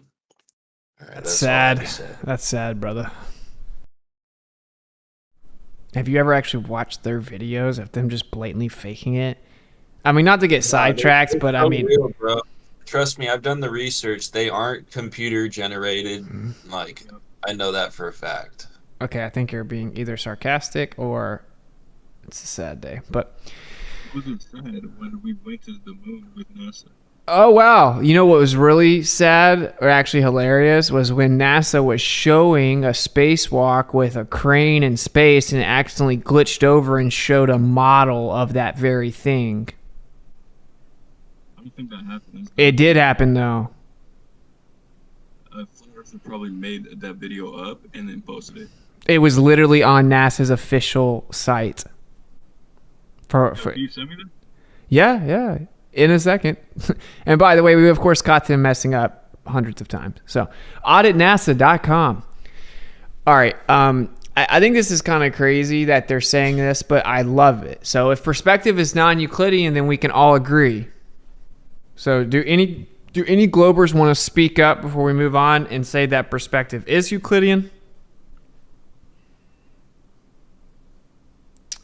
I mean, if one person's saying that perspective is Euclidean, but then turning around and saying that the globe model doesn't use Euclidean perspective, then you're saying that we don't use perspective at all in making the globe model, which is obviously wrong and ridiculous. We absolutely did use perspective and how we see things to make observations and measurements to make the globe model. So you obviously can't claim that perspective is Euclidean and then turn around and claim that the globe model doesn't use Euclidean perspective. Hey, Witsit.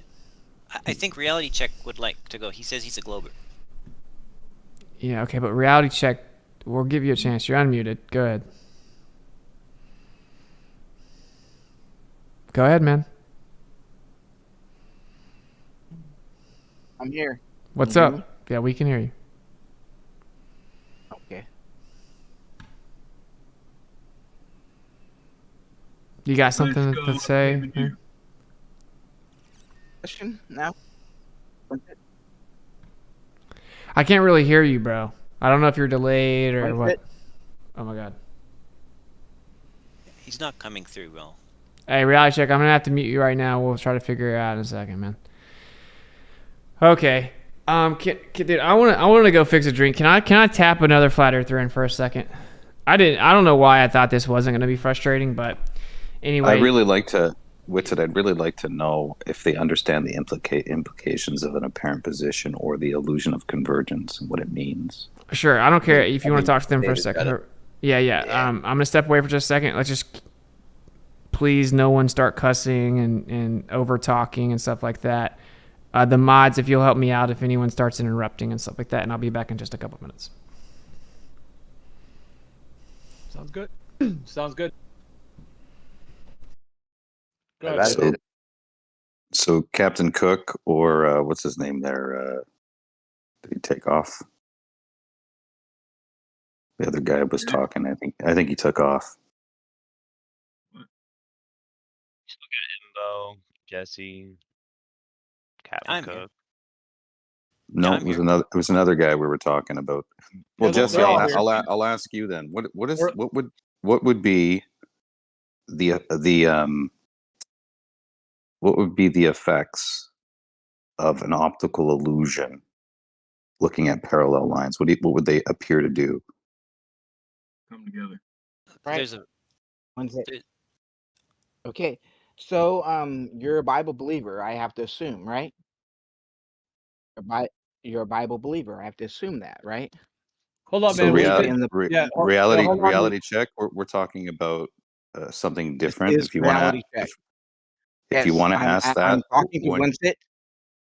Witsit All is right, hold not on. here at the Reality moment. check. Yeah, hold on. Witsit stepped away for a minute. So, anyways, go ahead, Data. Just we can get to that maybe later if he wants to, but it's not quite the topic right now. Data, why don't you go ahead? And there's a couple. Embo, Bandy, a couple of these guys were. So they were in terms of what you're talking about with the parent position. If you want to continue on that, but how about just let's let Data go ahead and then whoever wants to respond. Well, Jesse, I'll ask Jesse because the other Glober seems not to be here. So, Jesse, when looking out across the horizon, and we'll use the railroad track as an example,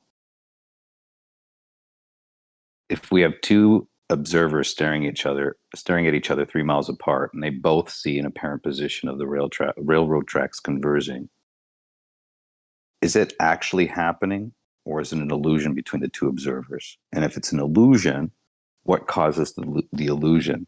Is it going to be the nature of the physicality of Earth, or is it an optical thing due to eyesight?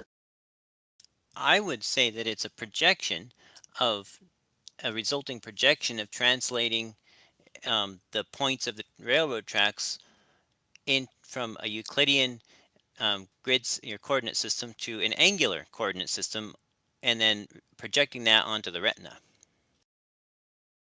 So for that to happen, the Earth has to not change shape and everything remain in its size, but then you have apparent size and apparent confusion due to optics, meaning the environment in reality is Euclidean, but the actual optical effect is non-Euclidean, giving you the apparent position of convergence.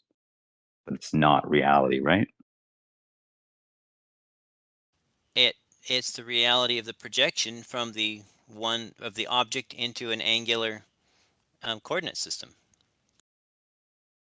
You could just as well, instead of using light, take a whole bunch of super long straight spaghetti sticks, attach them to the top of the track, run them through a little hole, attach one further down the track, run it through that same little hole. You'd have to have a magic hole that could let multiple spaghetti sticks pass through it at the same time. But the point is, if you preserve all the angles, all those rays coming from along those tracks will all come into the hole or the pupil or the lens as angles. And when they project onto the retina or the film or the image sensor, that's just how that projection, how that scene projects into that projection, into that angular projection. Wonderful. And the lens is a concave shape. What happens when light passes through a concave shape? Would it converge into a point? No. I'm sorry? As light passes through a concave lens, it will not converge into a point? You just said no to that? The concave one spread it. The convex focuses it. So our eyes are concave. They converge. Convex.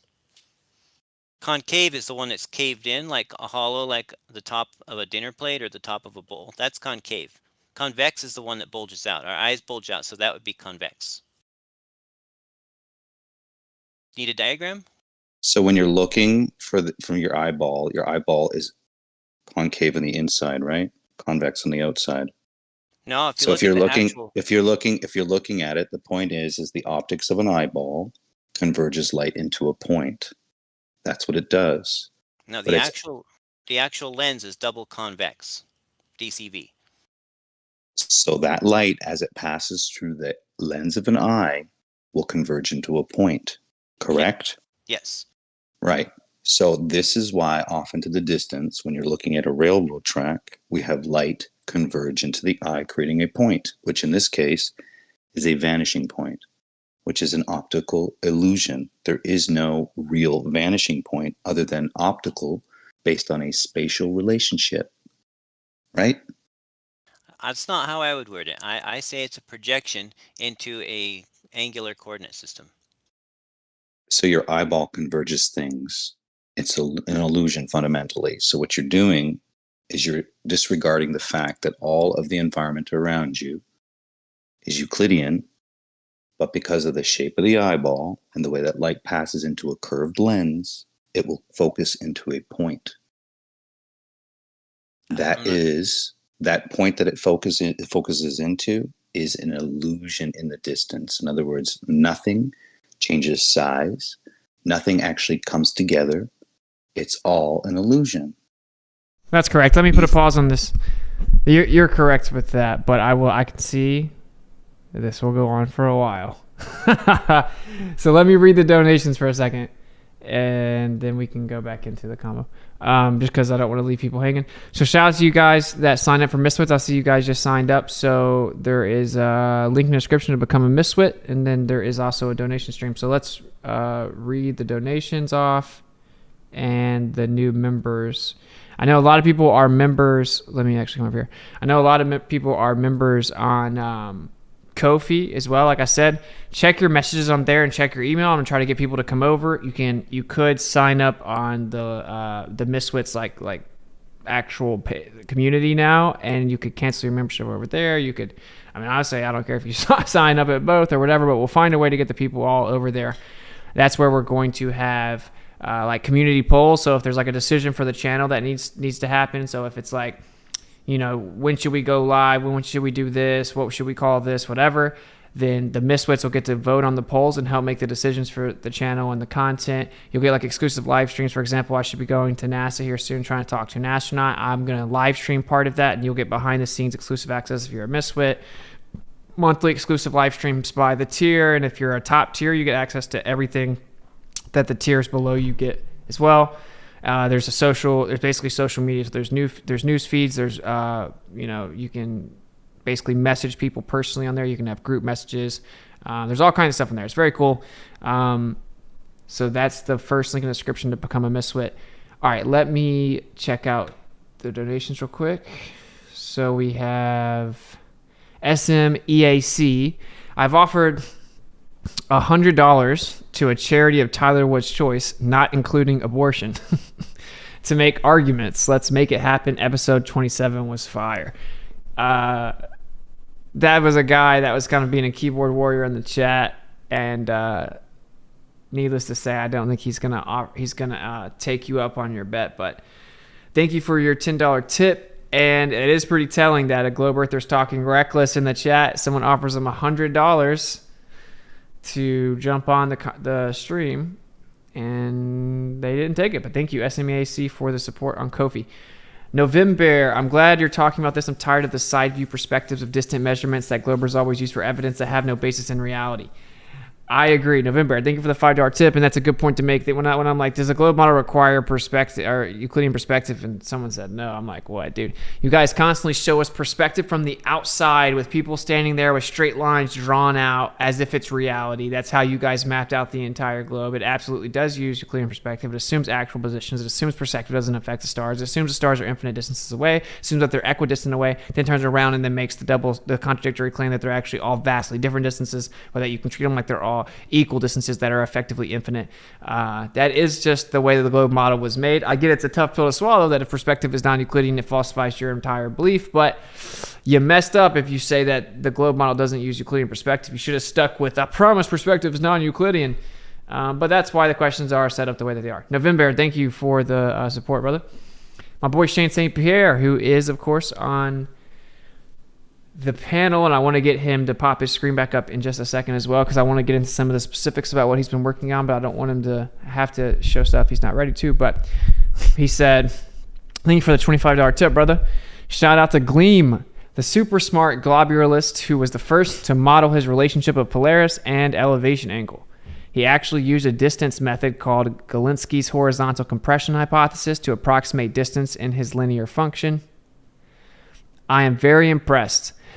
Yeah, man. Shout out to Gleam. I don't think he's like I believe for sure the Earth's a globe. I think he may lean that way or whatever. But yeah, he's like very honest about the conversation, and he calls out a bunch of people that defend the globe for misrepresenting things. And very knowledgeable guy. So yeah, shout out to my boy Gleam, dude. Very cool. Also very good music. And thank you, Shane, for the support. And Shane again with another $25 tip. What a legend. He said, shout out to Bacon, the best Glober to talk with, period. Knowledgeable, capable, articulate, and friendly. Why bother with the likes of anyone else? It's a Bacon infomercial. Always been helpful, even though we vehemently disagree on the application of perception to the celestial heaven. Yeah, shout out to Bacon for being intellectually honest when Shane approached him with different topics, including this one, and admitting like, yeah, of course, that math actually would work. I don't think it happens that way, and he has to say that, because if he doesn't, I mean, the implications are pretty serious. But yeah, so shout out to Bacon for being intellectually honest, typically, and shout out to Shane again for the donation, brother. And then we have Free Thinking. Good to see you back. Thank you, man. And thank you for the $25 tip. Also, man, much love. Greatly appreciated. And yeah, we had a lot of stuff going on, but now we finally got the Misfits thing set up and we'll start streaming. I have a gravy stream I plan on doing tomorrow, so definitely stay tuned. It is going to be interesting. And let me read the Misfits real fast, and then we'll pop back over to the stream. So I think it's Jula Booth. Shout out to the Miswits signed up for tier 1 on the new community page. So very cool, man. Thank you for signing up to be a Miswit. Maxim, thank you for signing up for the Miswits tier 2, which is the fire tier. So shout out to you. Thank you for signing up. Much love. And James Brown signed up for fire as well. Welcome to the Miswits. And yeah, guys, just stay tuned. And then in the next couple of days, that place is going to be popping. So thank you guys for signing up for the Miswits. If you do want to sign up for the Miswits, it is the first link in the description. Members.miswits.com. And then Ko-fi.com/Witsit is to donate. And we'll check them again in a second. I don't know why I froze. But all right, back over here to the panel. Yeah, well, I will be honest. I don't personally want to get like way in the weeds with Jesse. I'm just being real here. But Shane, do you have anything that you want to share your screen and kind of go through or show regarding kind of the subject? Sure. Yeah, we can break it down, go through it, see where we're at, and at least reclaim that non-linear relationship. We can have linear, we can have non-linear. We could definitely have the observation of basic perception on Earth. Do you guys know what sundogs are? Yeah. Yeah, didn't Jeffrey Epstein have a sundial on his island? Sundog, man. Yeah, exactly what the globe can't really explain, and has to invoke like crazy things like just coincidental equidistant ice crystals. Yeah. Yeah. I agree with you. I don't agree with that either. Yeah, I'd say it's probably evidence that we see in a dome, and it could actually even be based on greater physical containment as well. It's the firmament. Maybe so. That's what a sundog is. Yeah, it's like it's the octahedron that's in the middle of the Earth. Like that's what that is. Well, yeah, I don't believe in concave Earth, of course. So I think we falsified it, but I would say that you're more in the right direction. I can prove it. I agree with you that it's evidence towards a firmament, and it's either that or our visual dome, combination of both, or one of them. But real fast, let's let Shane go through some of this. Take it away, bro. Sure, right. So, sorry. So we had the first one with Gleam. Put this out, I don't know, a little while ago. The linear relationship, elevation angles to Polaris and on flat Earth, right? He put out a very linear relationship. He had graphed it out on his spreadsheet similarly, but he used, like I said, a complicated trigonometric function to get proper distance. He also did this nice little macro with a nice little cat. What's that program? Cat draw, whatever. That literally implemented different shapes to draw the actual relationship to show us what it would be. And he did keep it linear, right? So they could use this as linear. We could not use this as they said linear. Okay. We'll make our own non-linear sort of version of this. We start basic Excel. We do what's known as a unit circle. We approximate that radius instead of 1 to make sine and cosine easy to use. We'll make it 3959. So we'll literally have a moving celestial sphere around the observer with a radius 3959. That's how we're going to math this out. That's how it's always been for me. And that's how it actually makes total sense, right? So we start going. We start keeping this limit of vision at the 3959 limit. We have to use radians based on the angle. Super easy to understand. We use sine to approximate. We use sine and cosine to approximate height and length, which would be distance and to the GP and distance above the star. So we start approximating this relationship all the way through at each latitude. A series of approximations, really, recalculating, performing some basic trig at each latitude all the way through. Once we get to the equator, we have statute miles, right? 69 statute miles per degree linearly would be 69 times 90 or 6,210 statute miles between North Pole and the equator. And then we would sort of take that linear distance, and if we make a spherical sort of arc with that linear would become a geodesic arc and shorter, and then would become the radius of the spherical Earth. So we have the statute mile 69 miles per degree times 90 degrees latitude equals 6,200 miles. Extended Well, out laterally did he would stop be. talking? Did I? Is it me? No, you're good. I can hear you on our end. Is Witsit good? Witsit, can you hear us? I think he dropped out. Man. Rough night tonight. Wait up. For some reason, the Discord audio is not coming through, so no one else is hearing you guys. So if you can just wait just a second, because I don't know what happened. Let me just leave.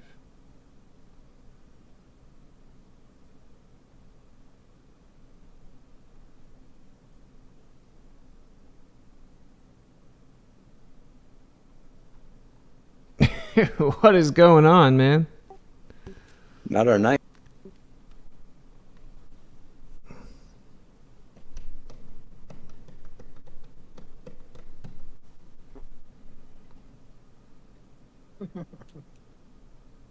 Oops.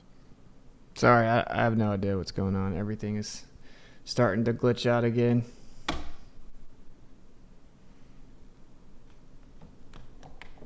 All good. Quick shout out to Shane's smoke detector in the background.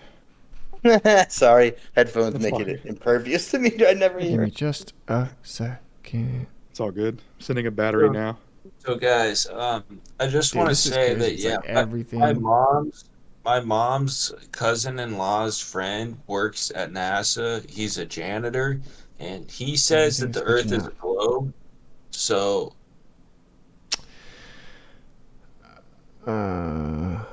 Just a second.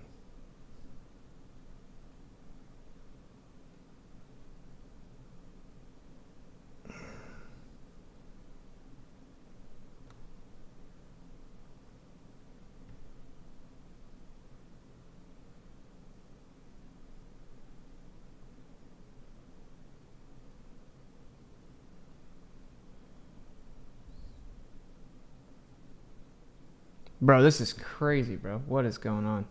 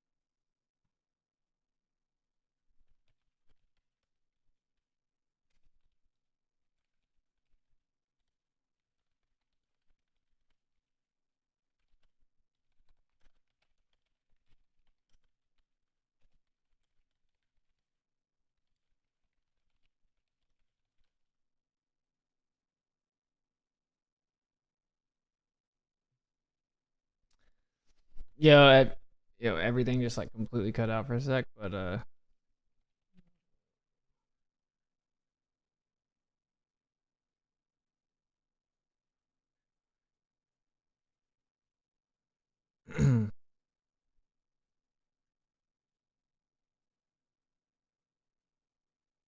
essentially, but how come NASA was formed by a bunch of Nazis after World War II?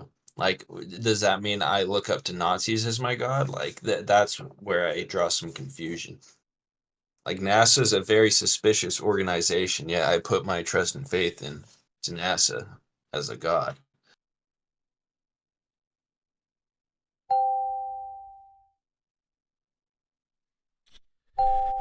Okay.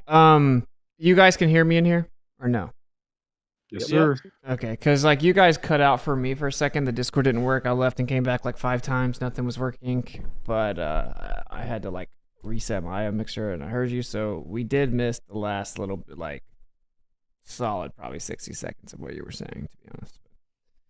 Shane, but okay. Sorry. I don't know what's going on, man.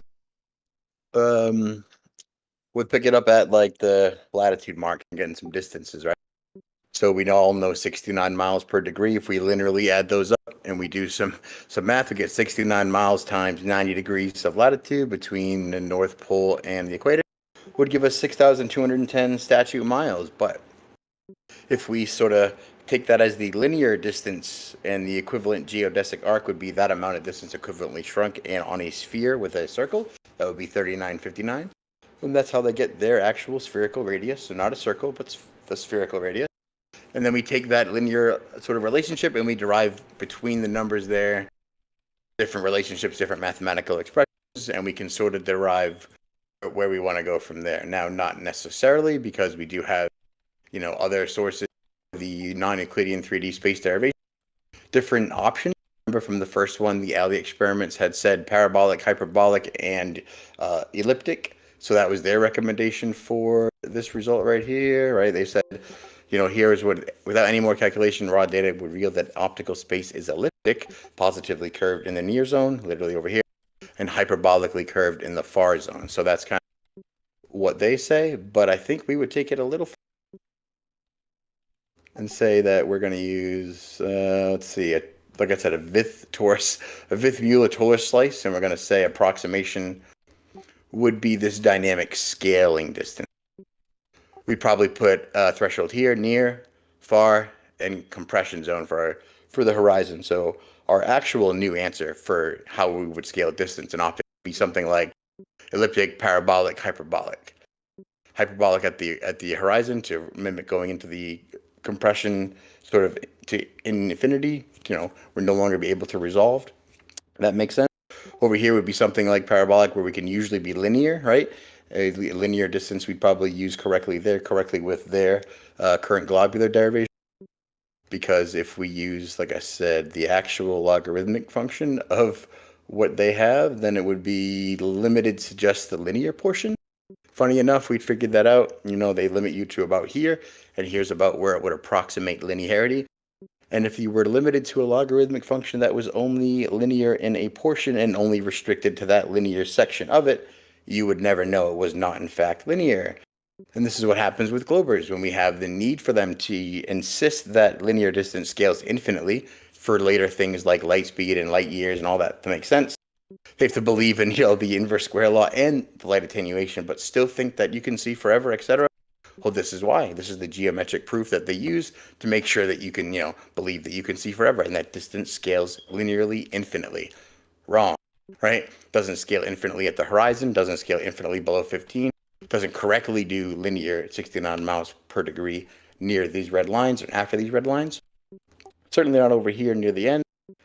And essentially, we realized that when they limited you to this linear portion, if you didn't do that, you would simultaneously have a better mathematical expression for how we would approach curvature, angular depression limit, so to speaking. And also we would show the world how the globe has been bogarting the same trick ever since by showing you, half of the trick as they are known to do. I'm just trying to, right here, let's see. There we go, the actual. So the explanation is that we have the celestial sphere as we move 69.07 miles degree laterally on the axis. We have produced the math that says the celestial sphere will precess 1 degree over our head. Like that has before been a linear relationship. Now it's not a linear relationship. We've derived it elsewise. So it can certainly happen on a flat Earth.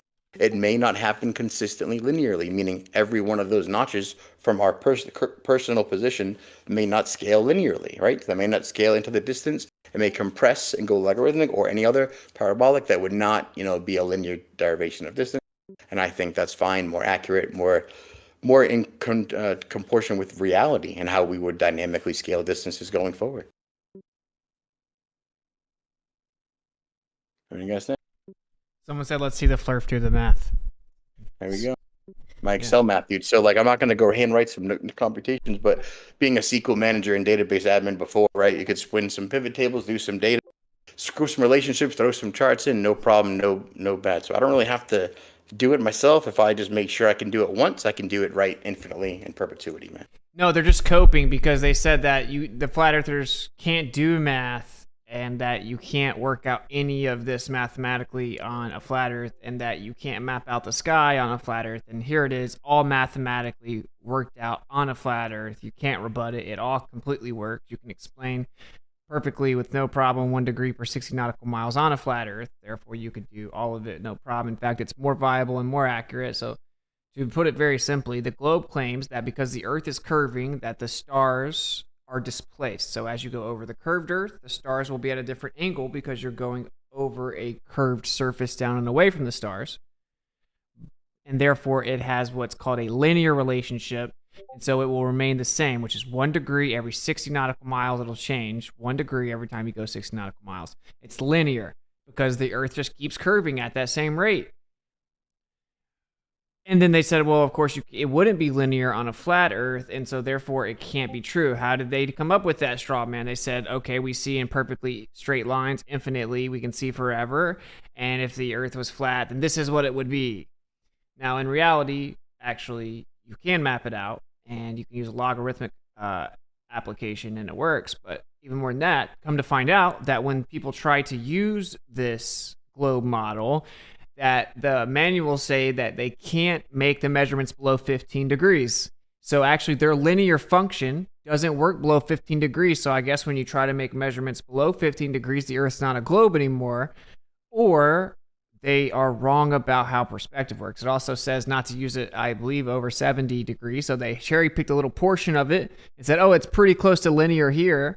And I promise that makes the Earth a globe. Well, you can fully explain the position of all the stars, the actual inclination or declination of the stars in relation to you moving over the Earth with a logarithmic function over top of a plane Earth. And we're sitting here showing you exactly how it works. And there is no rebuttal. It's just a fact. And it's actually more accurate and more viable because it actually doesn't remain linear the whole time. So it can change at the extremities, so closer to 90 and closer to 0. And the globe just ignores those portions, whereas the flat Earth use of this math would actually allow you to accurately map it out, understanding that it's logarithmic and the visual space is actually curved. There you go. So basically, in conclusion, all you're going to get is a bunch of coping mechanisms where they say it doesn't work, and that we can't do math. But ironically, they can't do the math to show why it was wrong. If they think that this is incorrect, and they don't understand the math, which isn't even particularly complicated, and they're basically just going to get salty and run away from the fact that one of their primary arguments they thought was so good has now been taken away from them, absorbed, and in fact shown to be more accurate and more viable on the flat Earth. And the actual last thing I'll say is if you combine all of that, and then I'm going to give it back over to you, combine all that to what we covered today, which is that something as simple as railroad tracks show you that perspective is objectively non-Euclidean, then that means that actually this is the only possible way to explain it, is understanding that we see in curved visual space and that perspective is non-Euclidean.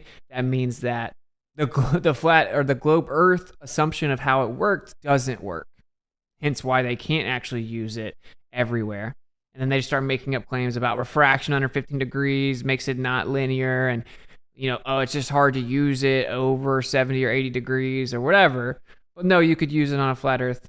It works better. It absorbs the fact that visual space is curved and that perspective is non-Euclidean, whereas the globe relies on Euclidean perspective, which has been disproven and can be disproven with railroads. So GG's, thanks for playing once again. Celestial navigation falsifies the globe. I know you guys are salty, but it'll be okay. All right, Shane, what do you want to add to that? Well, I mean, conceptually, right, if we model it with this mathematic and we always say the celestial sphere orbits, the person, that's what we've been saying since we got here. Now we have the math to show that and actually use that to derive the nonlinear relationship of 69 miles per degree on the flat Earth. I just want to make sure that after today, we don't have any people repeating silly claims with no basis in reality,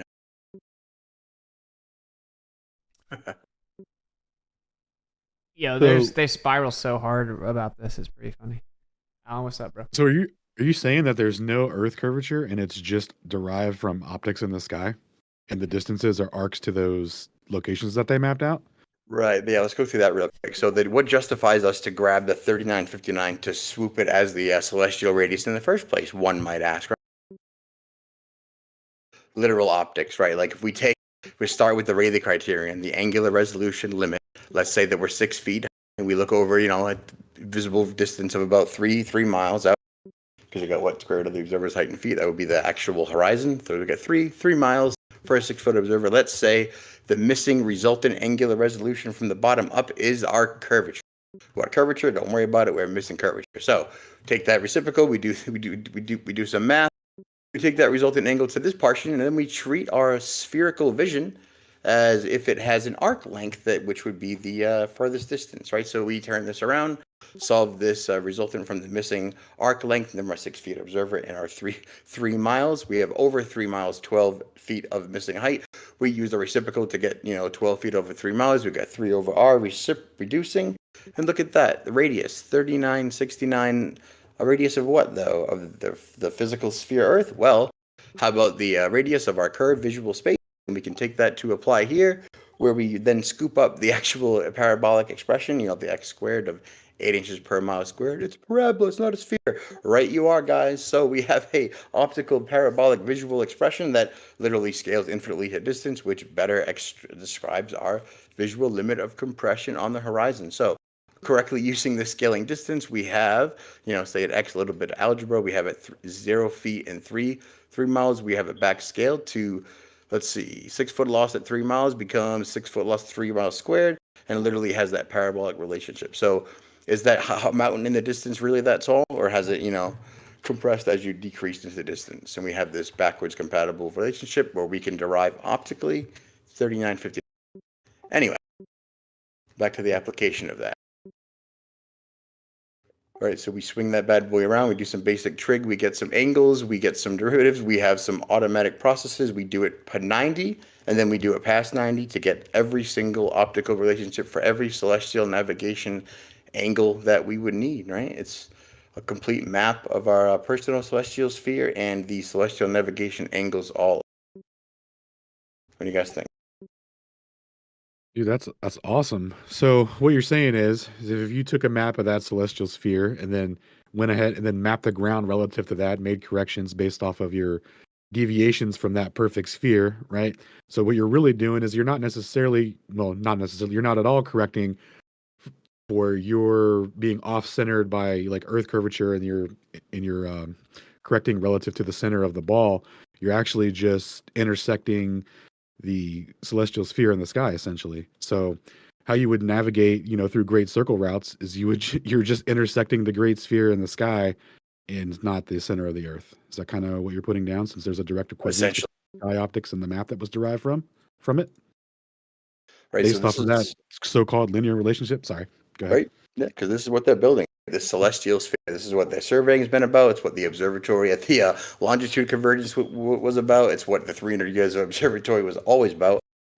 By the way, all the information on longitude came out in an info dump from the World Society in 2014. No one has any other information about it, period. Anyway, once we have this celestial sphere mapped out with geodesic surveying, they can then go through the process of hiding the world from us, inserting, the globular map, burning or hiding the regular maps, which I now think happened right about 1900, and then under the cover of the Tartaria conspiracy. It's kind of new, but that's where I'm at with it. Nice. Yeah, can I have an interjection, please? Oh, no. Oh, yes. So, can you tell me from where you have 3969, please? No idea. I never heard of it. The number that is giving you the correction of the altitude angle. The correction of that doesn't sound right. Can you properly phrase what Yeah, I'm using it for? go up. You have an R. Up, Yeah, up more. Up more. You can go here too. It's like publicly accessed, free to use. Totally not going to hurt you, right? So instead, mathematically, if you're gonna take it mathematically, instead of taking the elevation angle that is going a little bit down when you are going on the globe, you have been took it by convenience. You have been took it because the star is moving to certain degree down. Up a little bit down, please. Oh, no, you pass it. Doesn't matter. Doesn't matter. So mathematically talking, you have been by convenience, you have been took it a number and you have been applied there because it's the exactly conformation of the circle, a circle that it have a certain amount of radius, and you have, instead of putting on the ground the amount of radius, you have been put it on the top. Yeah, you have been created a visual perspective that is going to correlate. Yeah, here you have been correlated a perspective that it's convenient for you to create an angle that is creating a circle around an observer. But Very in good. The case of mathematical, 390 r. Yeah, that's how we see things. Yeah, we see in a circle around us. Oh, even this is so. even in wait. Let me say one thing. Let me say one thing. Number. This is one second. This is your convenient number. Yes. Yeah, I get it. But real fast, let me say something. Even in your belief system, right? You guys think that we look out in space and that there's an edge of the visible universe that we can't see beyond, and that there could be stuff beyond that, but that's just the edge of the visible universe, and that's an equidistant circle around us. So your very own belief invokes the same concept. We're saying, yeah, there's a limit to how far we see. It's an equidistant circle around us. We can take elevation angle measurements up from the zenith up from the azimuth after establishing the zenith, right? Those meridians all the way around 360 gives you a dome. And then you took our personal celestial dome, reverse engineered it, claimed that we see forever in Euclidean geometry. That's where you got that 3969 or 59 number. So we're not hijacking anything. It's not that it's just convenient. It's that you guys hijacked the actual planar nature of the Earth, put it onto the sky, took the curved nature of our limit to the sky, put it onto the Earth. You hijacked the angle measurements and claimed that the Earth's a ball. In our point of view, it's I'm seeing an object on a certain altitude. Yeah, I'm taking the angle of the certain altitude. I'm going around the globe, and in the moment when I'm starting to move, that object is going to decrease in elevation. So according to the correlation between the position of me and the decretion of that angle, I'm gonna have a position on the Earth. Yeah, according to those correlations, I'm gonna have a correct position, and I'm gonna have on every degree, I'm gonna have something that is gonna be changing linearly. Yeah. So in your correlation that you have it there, it's something that you have been imposed, because it's something certainly proved by science, because we don't see far than that. Do you understand me what I'm saying? Yeah, I don't know if you're not from the reality. It is coming from reality, because what happens is, calm down, man. Calm down. Because my angle of vision, it's on 3.96 or 3969 or whatever you have there. Who told you? Oh, I'll tell you. So what we do is we go out on the Earth and we make actual measurements to the sky. Okay? Then we see that the stars change at a specific rate, and it gives us a dome. We literally map out the angles to the stars in the sky, and we get an azimuthal grid. What you guys did was say the reason that there is that dome or azimuthal grid is because actually the Earth is a sphere. Okay, so all we have to do is look at the actual relationship between where we move on the Earth and those elevation angle measurements to the sky, and understand that the Earth is not a globe, and that you just basically affirmed the consequent, presupposed it, inaccurately assumed Euclidean geometry, inaccurately and baselessly assumed that we can see infinitely to stars that are infinite distances away, treated all the stars as if they're equidistant and infinite, then turn around and claim that they're actually not all the same distance, and then that we can see infinitely to their actual position, and that they change because the Earth's a sphere. The ratio is not exclusive to a globe. You just made the globe from the flat Earth angle measurements to stars, and then flipped it on its head and claimed that it's a globe. I basically had to say the same thing twice. Absolutely incorrect. I'm taking an elevation angle that it's coming from my point of view, and I'm measuring angles. I'm not measuring something that it's, I don't know. I'm not creating a circle in the sky. I'm measuring angles, and after that I'm moving on the longitudinal line of the Earth, and I'm gonna see the correlation between those things. So it's not okay, but did you see where we started? I have to put a circle in front of me, and after that I have to calculate the circle, because it's gonna be 3969 or 39 or 3.969. Do you understand me what I'm saying? Did you not listen to when we just went through it and you No. butted in to do your own thing, or did you want to see where we started? Hey, listen, I gotta say, listen. We're happy to have you on. Let me say something, man. Let me say something. This is just so you understand. This is my YouTube show. Okay, I'm happy to have you on here. Why are you lying? Buddy, I'm talking. Even Okay, thank you. Okay, the point I'm trying to make is you're on my stream on YouTube, on my YouTube channel.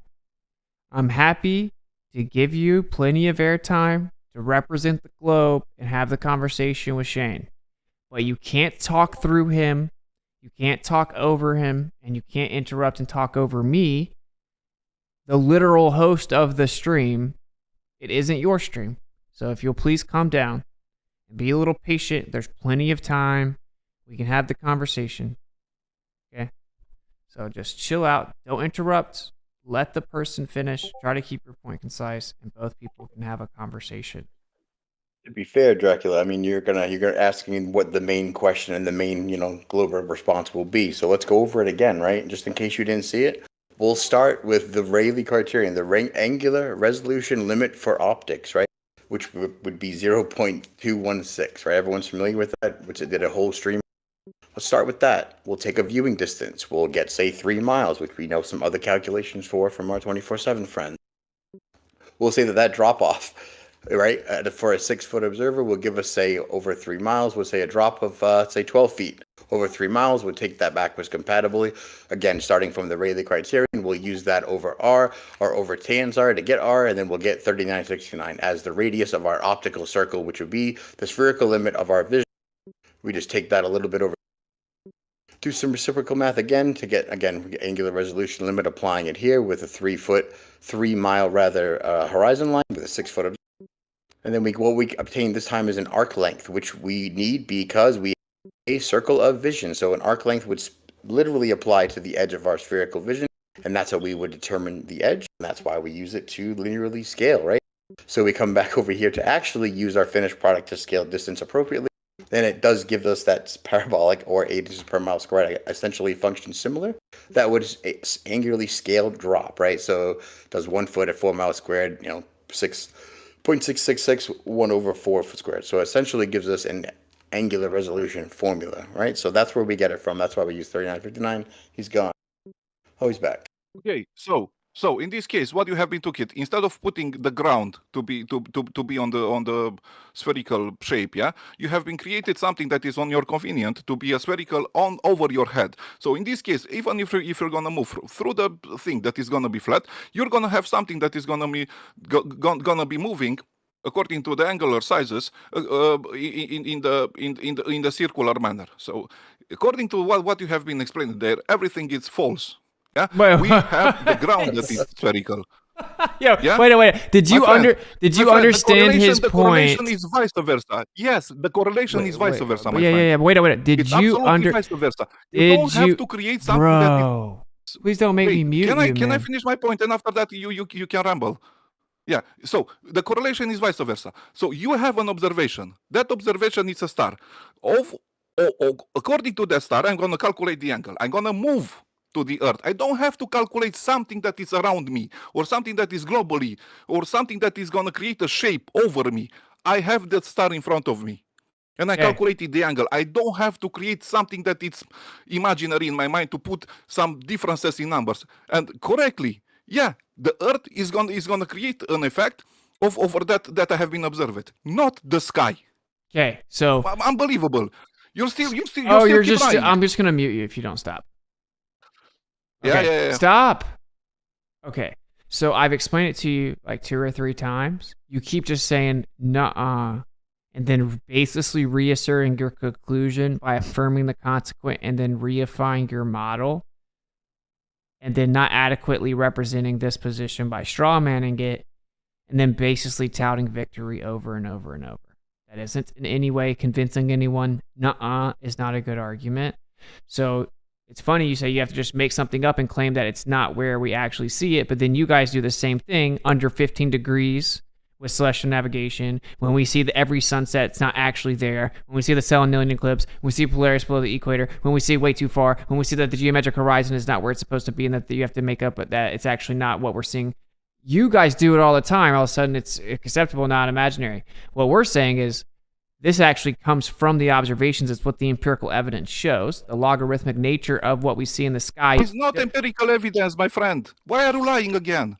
Well, the logarithmic nature of what we see directly refutes the linear claim. So I'm going to ask you a simple question. Did you understand what he just explained to you about Rayleigh's criteria? And if you did understand that, can you still man what he just said? So, from the point of view, what I'm seeing in the distance, if I really want to create something, a shape, a spherical shape over me, yeah, I cannot create a correlation, yeah, to create a certain degrees of angles that are going to be exactly on the same, roughly same manner that is going to create, like you have been explained here, a circle around me that is going to cover me. And if I'm going to move the direction, it's going to be only on my perspective. It's going to be a perspective that is going to be universal. And in another point of the planet, yeah, somebody else, they're going to have another vision because the Earth is in our way. You understand that? Yeah, we know that's what you believe. Yeah? Did you? You're not answering my question. You're not answering my question. I'm gonna. No. It's not 1 second. You're muted again. Okay, this isn't like a you just keep repeating it and saying it over and over what you want to say. I asked you a very simple question because Shane took the time to explain something. You've skated past it 3 times. So I need you to answer my question. Did you understand his point about Rayleigh's criteria, how it relates to that number? And if you did understand it, please still man his argument. Do not proceed to ignore it again and tell us that I promise the Earth's a globe because I believe the Earth's a globe. And if I do believe the Earth's a globe, and if it actually is what I believe it is, and then I assume that I believe the Earth's a globe, therefore it is a globe, then this is what's going to happen. Please answer my question. Did you understand his point about Rayleigh's criteria, how it relates to the number? And if you did understand it, can you still man it so that we can know you do understand it? Because you asked where the number came from. He spent the time to explain it. After he's already explained it a couple times, I need you to answer that question. I'll say it one more time.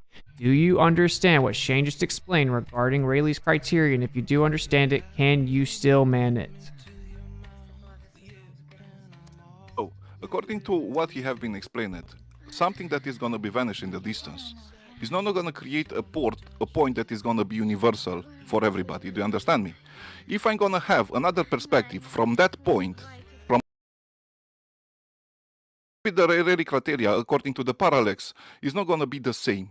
You understand me? Because the things in the distance, they are in three dimensions. They are not in b dimensions. Yeah. So I'm not going to have the same Rayleigh criteria from this point of the Earth. And if I'm going to go to Africa, for example, I have an observation from America and I have another one from Africa, they're going to be slightly different. Because the angles, they're going to be, because the stars are in the 3D space. Do you understand those concepts? So it's not something that is going to be all over the world. Is going to create a certain amount of 3969 or whatever number you have been put it there. You have been implied there. Do you understand my point? Were you talking to me? I didn't particularly understand. I didn't actually understand your point. No. So the Rayleigh criteria do you mind if I just the Rayleigh criteria that you're implied there, it's not universal, my friend.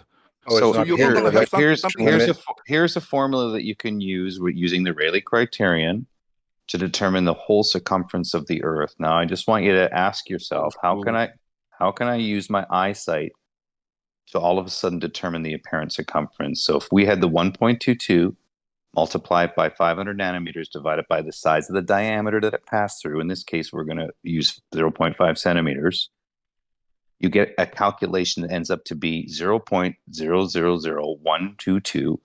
And if you multiply it by 57.30, which is basically 180 divided by pi, you end up with an angle of 0.0069, which is a theoretical angle based on 500 nanometers with 0.5 centimeter diameter of the eye.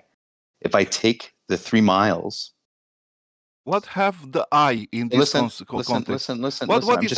I'm just trying to show you that with the eye calculation, the Rayleigh criterion, you can devise the circumference of the whole Earth, apparently, right up to the 24,901 miles. And if you understand that, you understand that the Rayleigh criterion is an angular relationship for light passing through the eye, not a physical circumference value. So if you have a pen and paper, I can give you this, and you can go fact check all this stuff. Tata, stop talking because you're just gibberishing. So what it It's have not. to do It's the not eye gibberish. with the It's Rayleigh not criterion? gibberish. Listen. If you take the information I'm giving you, I'll give you the formula. You can take this formula and actually determine the circumference of the Earth, thereby getting your 3959. Do you understand that? Oh. Are you willing to understand that? Are you willing to see Dude, where you can divide? Show me somewhere the Rayleigh criteria correlated with the eye. The Rayleigh correlation, criterion. somewhere. The Rayleigh criterion is a resolvable it's a calculation for resolvable detail, right? So if Okay, you but want, why you have to use the shape of the eye? Someone said, What- "How what it have to do? dare?" Someone said, "How dare you silence Stalin?" Okay, very good. I'm Stalin, so who cares? So Hey, it's funny. It's definitely funny. How can you make the correlation with the Rayleigh criteria with the shape of the eye? Oh my What God. it have to do with it? so the Rayleigh criterion is directly. Oh my God! What? The You're Rayleigh gibberishing criterion. again. The Rayleigh criterion is directly related to vision, my friend.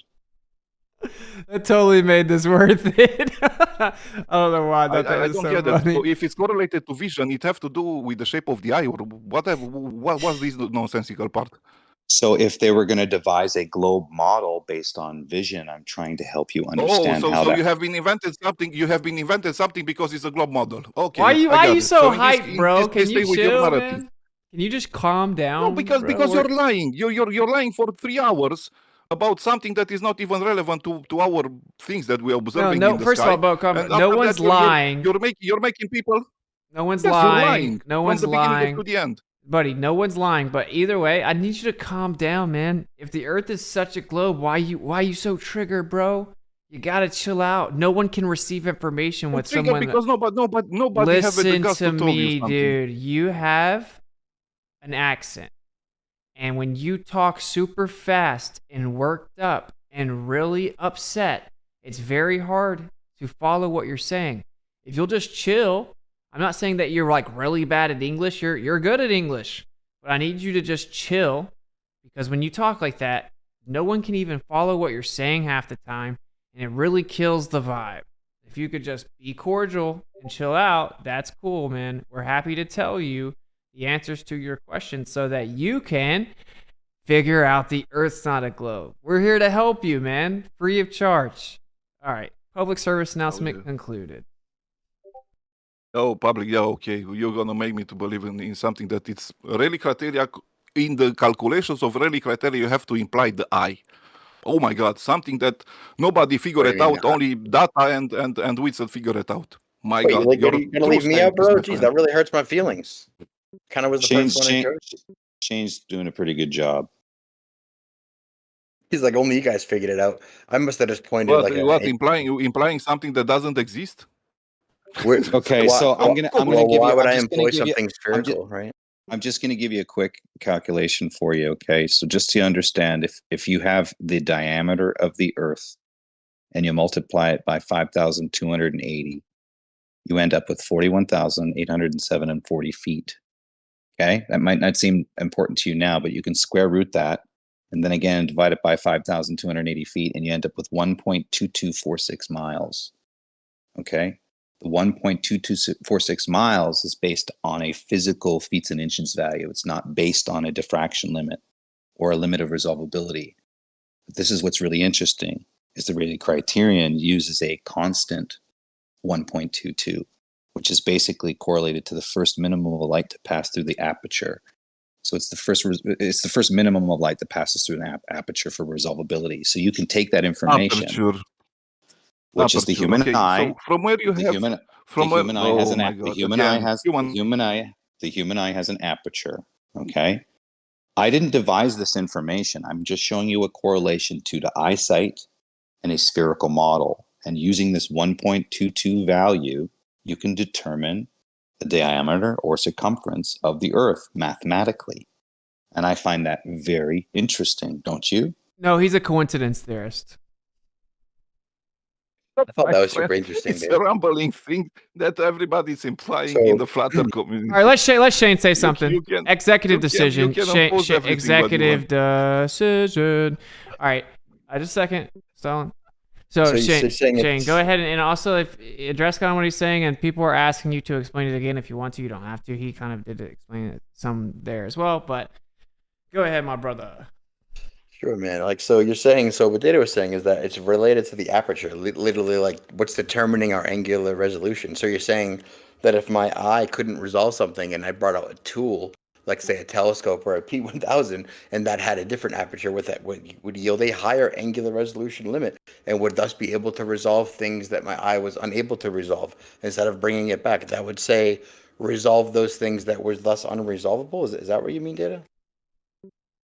I'm saying that the basic calculation, assuming the size of diameter of the aperture and a certain wavelength of light, which in this case is 500 nanometers, which is very close to vision, or the way we see visible light, you can use this calculation to devise an angle, a theoretical angle based on, of course, the assumption of diameter and the wavelength, which ends up to be 0.0069. Now, again, this is just a theoretical mathematical assumption based on ideal numbers.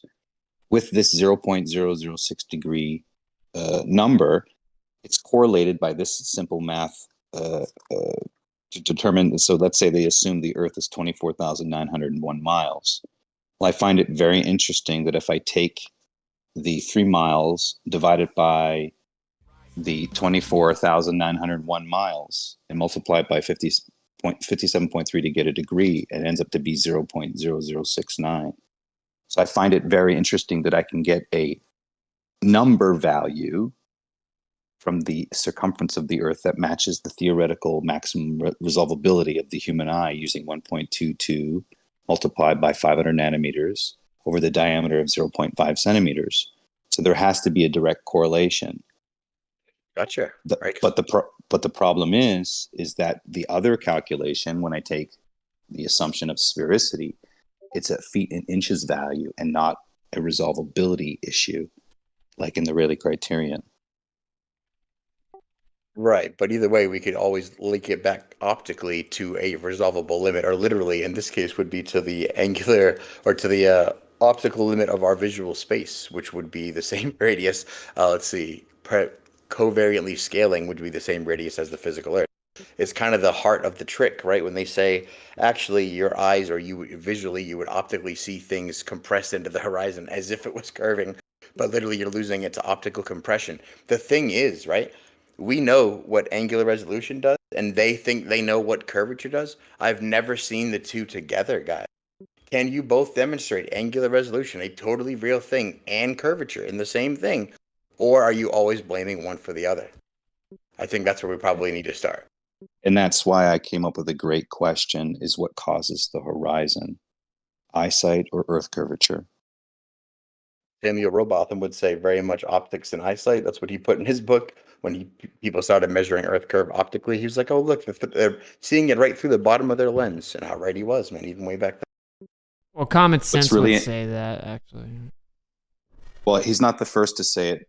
Ptolemy was, see, the thing with Ptolemy is he's the first birth of the globe model, where he used multiple sticks and collected multiple shadow angles over a certain area of land of Earth. But what's interesting about him is he admits that without a presupposition, assuming what the horizon is, he could have not devised the globe model. So then you have to ask questions. Did he understand angular limit, angular resolution? He must have, because he had to have a presupposition of what the horizon is, which would indicate to me he knew that he was a small man and he would have limited vision to the horizon.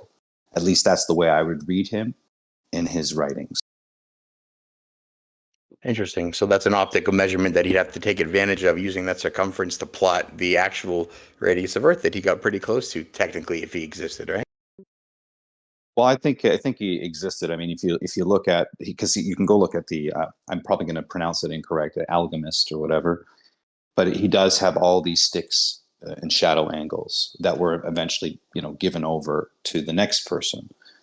So he makes an assumption what the horizon is, and then tries to back that assumption with sticks and shadows. What else do we think about this expression that was stuck to a linear portion that had to be used linearly for all corrections to work, to trick people into thinking the distance scaled linearly in perpetuity? Real fast, I want to show. They admit that they're in a relationship for optics. The 1 arc minute to the 1 nautical mile isn't equal. They claim due to the flattening of the Earth, it's actually 1.008 per 1 arc minute. So 1.008 nautical miles per 1 arc minute. So if you added that calculation up, you do not get 69 miles per 1 degree according to that. Right. So you have an approximation. So these were all the errors enter in and all the assumptions of size. So the 3959 is not an accurate depiction of the oblate spheroid. It's a number for ease of calculation. That's what the literature says. Real fast, I want to show this video to the stream. If you look here, this is me taking the flashlight on my phone, and I'm just moving it over top of a dome. This would represent kind of like our personal dome. And even though the plane remains at the same height and it goes in a straight line over top of it, the light source looks like it's arcing up from horizon to horizon.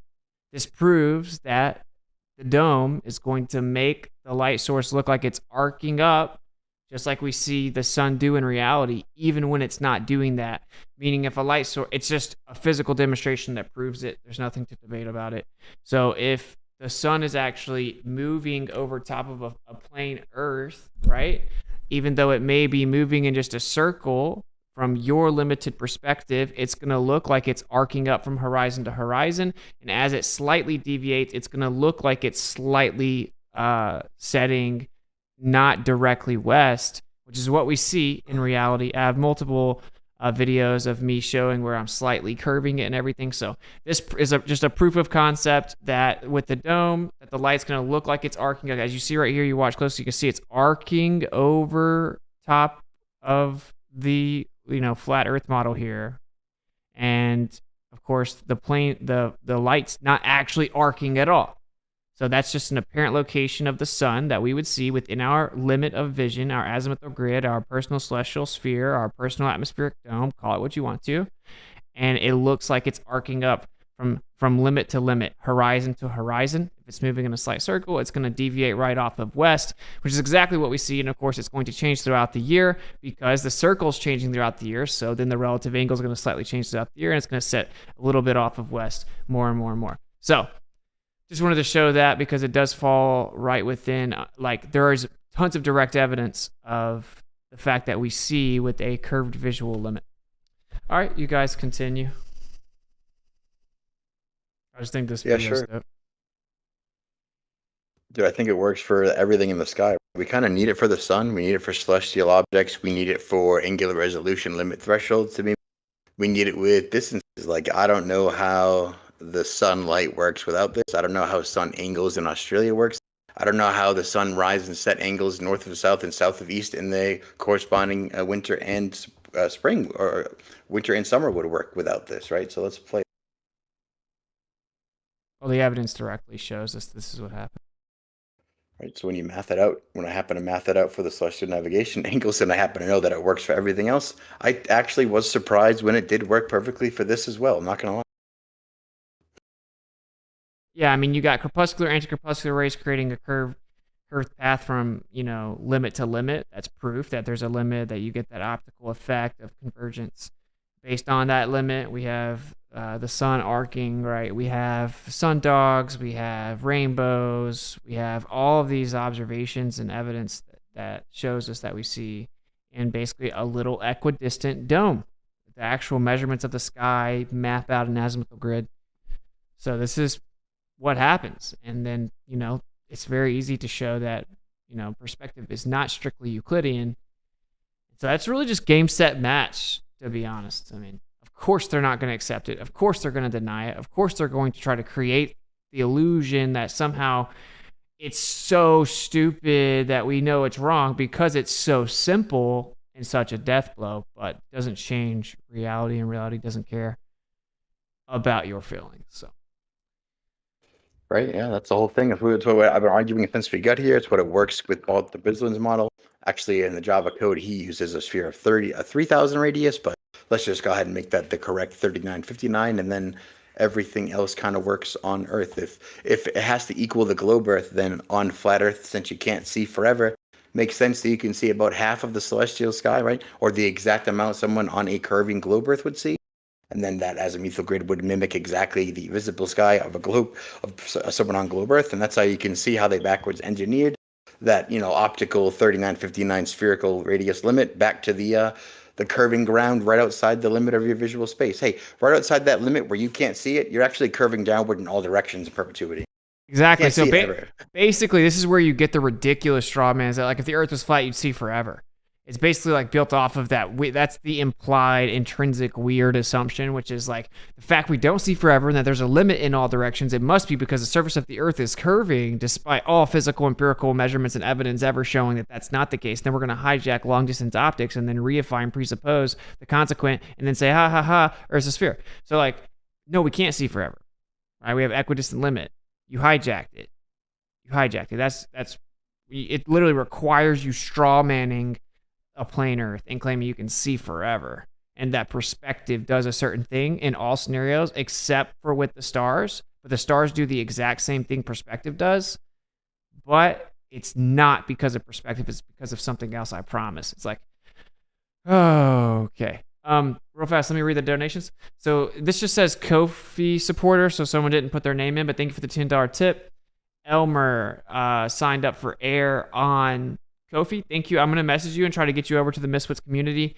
But thank you for the $50, or it's air, so that's like the next top membership. So thank you so much, Elmer. We'll definitely get you over to the community. And then Tora is Truth. Thank you for the $5 tip on Ko-fi. And then I'll read out, I think we got a couple members here. We got Rodrigo da Silva. Thank you for signing up for the water tier over on the Misfits community. Glinda, thank you for signing up for the Earth tier. And that's it. So thank you guys so much. And just a quick reminder. So there's the first link is members.miswits.com. Members.miswits.com.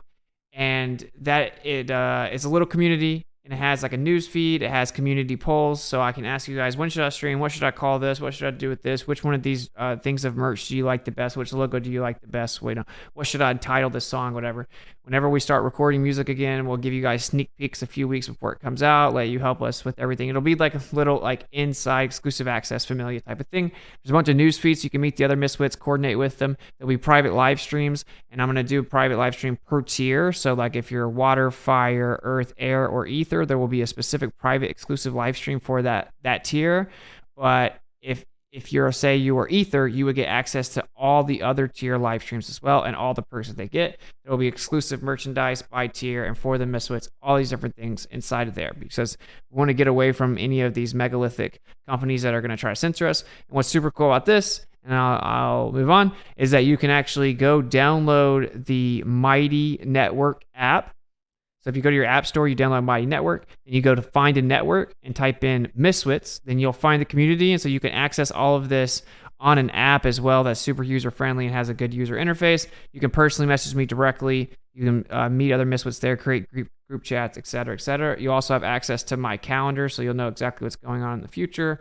And we're going to add more and more stuff to it. So to do that, you go to members.miswits.com. The people that are on Ko-fi, we're going to try to get you to come over. So check your messages on Ko-fi because you can personally message on there. Make sure you check your messages and also check your email that you signed up with there. And we'll try to get you to transition over. You can also just go sign up right now at the members.miswits.com and then cancel your thing over at Ko-fi. If you recently signed up, like say you just did, well, obviously you may not want to go sign up and pay for the monthly subscription at Miswits. So just make sure that you respond to my messages. We're going to get you get a way to get you over there so that you paid for this month. You'll get in there until it's time for the next month or whatever. So, all right, cool. We are caught up. Wait, let me actually read Rockfin. I saw someone was on Rockfin earlier. So shout out to the 43 watching on Rockfin.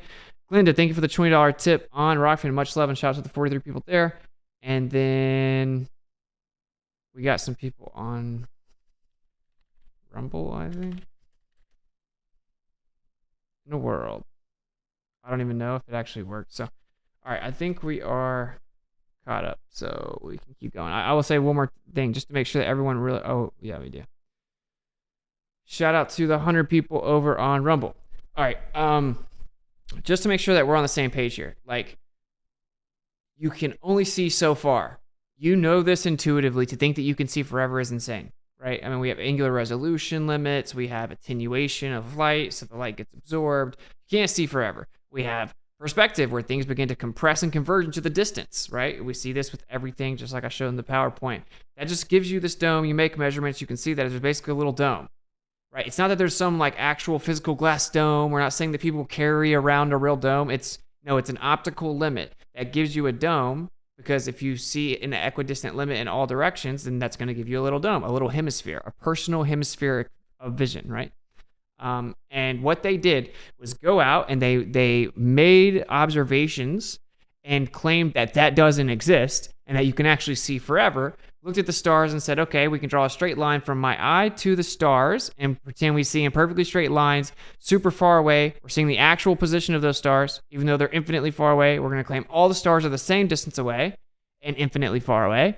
And then we're going to claim the only reason that they change as we get closer or further away is because the Earth is curving underneath us, even though all experience and evidence shows us that perspective does that very thing. As you get closer or further away from something, it moves up and or down. So that's what this is all about. And then it's about how they actually hijacked the resolution of the eye, and then that falls right into what they claim the size of the Earth is. So no, we didn't just randomly take the size of the Earth, of the globe Earth, and try to make it ours. It's like, no, they took the actual limit of vision and perspective and then made the globe from that. And you can show it. I think it's just a coincidence that the resolution limit of the eye, you can get the radius of the alleged globe directly from the resolution limit of the eye of typical optics.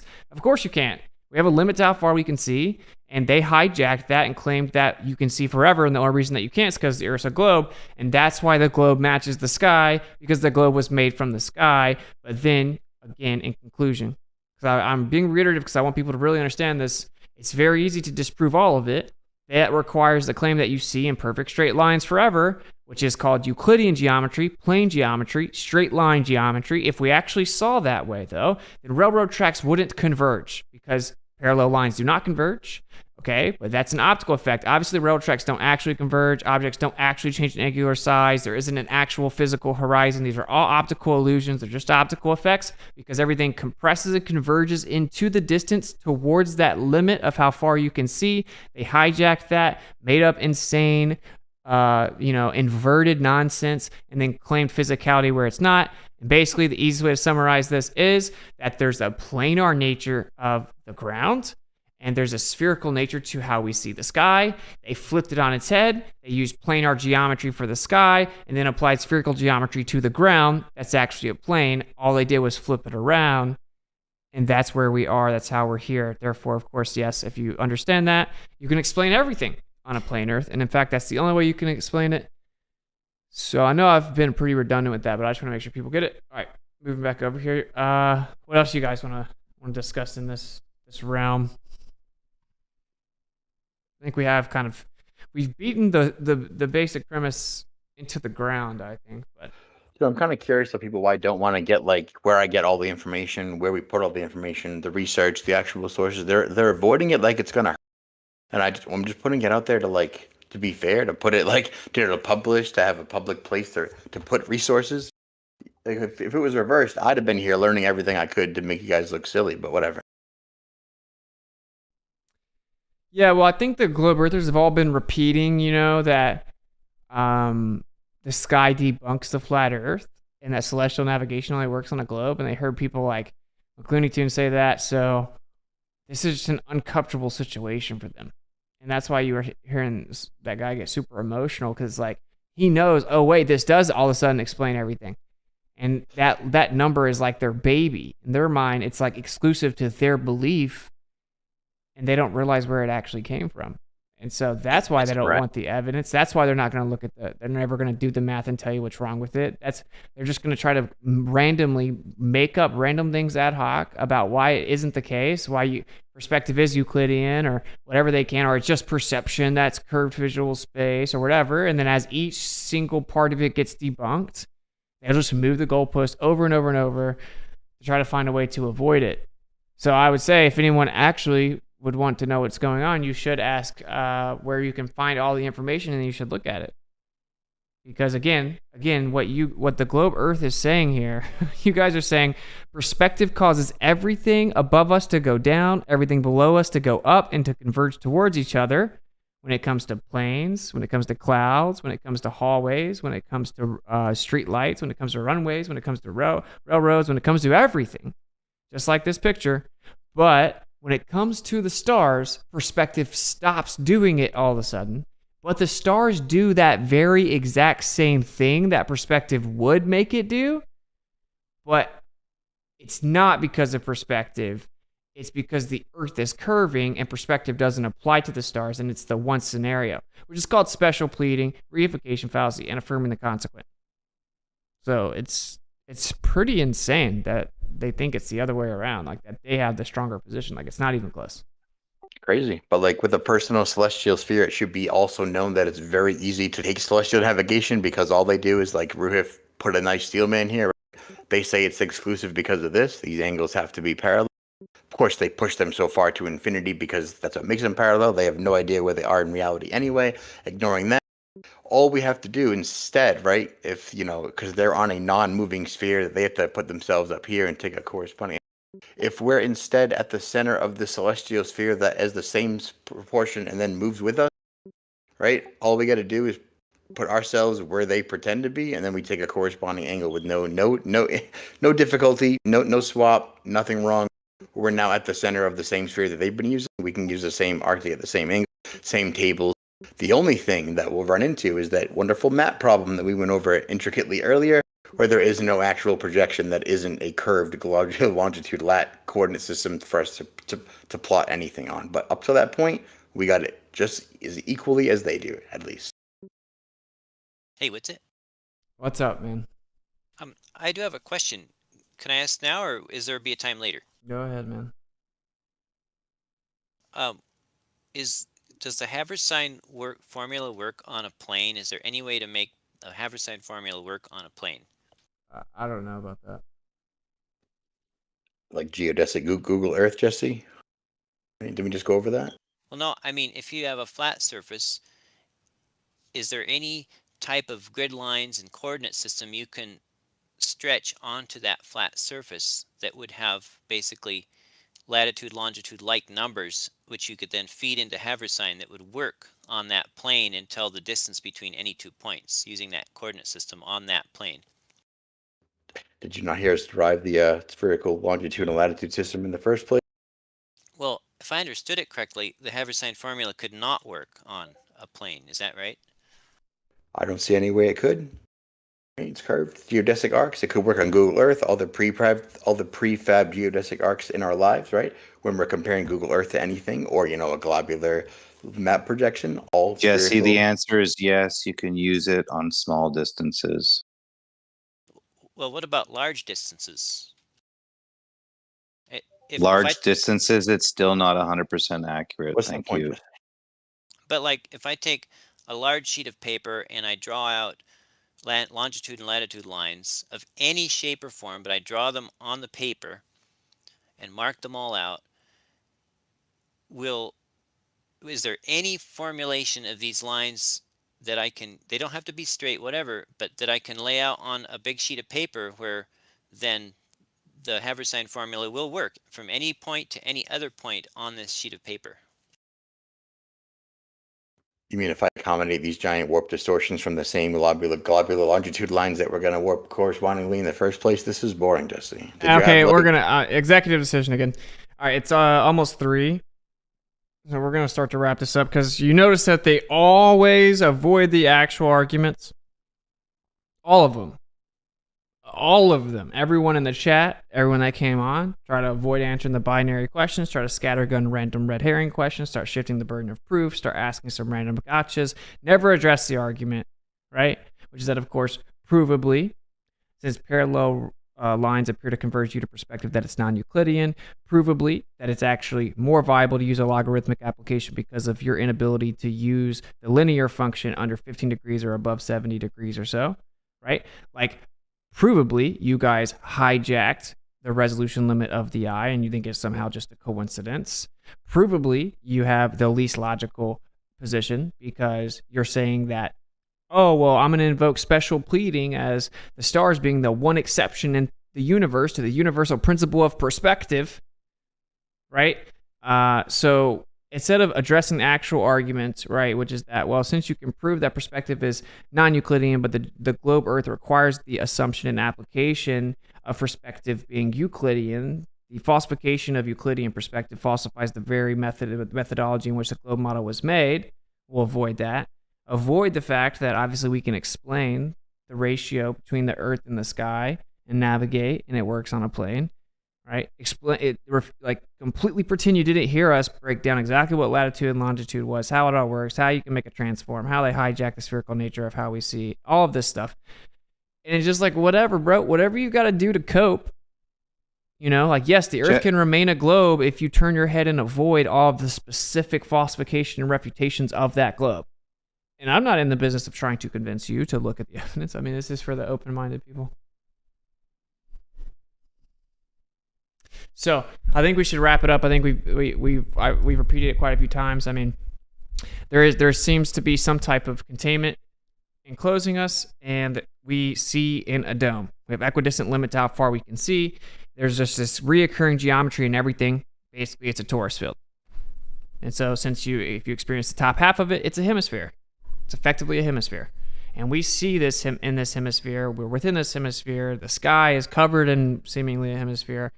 And it's because this place is beautifully created and it has like specific design from the small to the big, and that geometric expression is reoccurring throughout the entire thing. We live in a fractal realm. The globe Earth is antithetical to all empirical evidence and logic and has to divide everything up and literally can be falsified. So we're kind of beyond the point of like, let's pretend the evidence isn't there and get into the weeds with like random debate tactics. Does anyone on the panel want to kind of give some closing remarks and a conclusion? And then just so you guys know, if you're wanting to do any donations or join the Misfits and be shouted out, you should do it in the next couple minutes, and I'll read them off one last time if there's anything new. So, all right, whoever wants to go on the panel, if you have any closing remarks about the topic, you can talk as long as you want. If you kind of want to give your take or position on it and give any closing remarks, I'm ready to go with it. Shout out your channel or shout out whatever you want to. Go ahead. So this 3959 is a simplification. It's not the actual radius value of an oblate spheroid. This is why the Haversine formula won't work, and it only is valid at short distances. It doesn't work over longer distances because the assumption of the radius. So when you make all these measurements, you're simplifying the radius at 3959. According to your own model, it's flat at the poles and bulged at the equator, which means over longer distances, the 3959 increases in error. So your Haversine formula is a theoretical calculation based on an assumption. It's not reality. And you can prove that. You can prove that quite easily. Your position on a plane, then it does work for the whole hemisphere. In fact, you have to have a plane to even apply the Haversine formula. They bring it down to a central point. They bring it down to a plane in the middle of their globe. Same thing as a flat plane in a celestial hemisphere. Nice. Dun dun dun. I'm shocked. The only reason I joined was to say this too. I just want to add this in, is that when they show they try and show the stars in the south with the azimuthal, with what Shane shows with the dome of vision and the azimuthal grid, they like to use these stars like on the other side of of the South Pole and try and bend your vision. But there in celestial navigation, beyond 68 degrees south, there are no charted stars to navigate by. So they're basically just exaggerating what is not in reality anyway. In other words, there are no charted stars to navigate by for the bottom, I think 21, 22 degrees, even on their globe. So for them to try and apply it to us to make it look ridiculous is just another tactic. Thank you. Before I got cut off there, I just wanted to mention, Witsit, thanks for your show. It's always fun. It's good comedy. I always learn something. And a shameless shout out, I have a book that's on Amazon called The Great Delusion of the 21st Century. It's definitely worth a read if you're looking at some math and geometry, some physics, and some good old storytelling. Nice, yeah. Shout that out. The Great Delusion of the 20th The Great Century. Delusion. The Great Delusion of the 21st Century by Jack Stone. Nice, yeah, and that's on Amazon. Shout out to you, man. Thanks for jumping on, brother. No, dude, it's my pleasure. Like I said, it's comedy gold, and I always learn something. So thanks for that. Yeah, of course, brother. All right, who else wants to say some closing remarks? You ready? Nice and easy. I'm ready. So, yes, good to break some ground, put some math forward. I like the claims that Flurfs don't do math. I always appreciate those. Having taken many courses of math and doing computer science and coding, etc. Of course, it's always fun to hear them claim things, right? But putting a good step forward, putting some basic steps so that we can use the celestial navigation, thus wise ignored, so that we can, collectively as a community evolve ideas and take steps forward as we're supposed to be doing. Which I think is kind of the whole point. We get a little bit distracted and lost in the weeds sometimes, but I think we have it now. I think we have it focused, ready to go.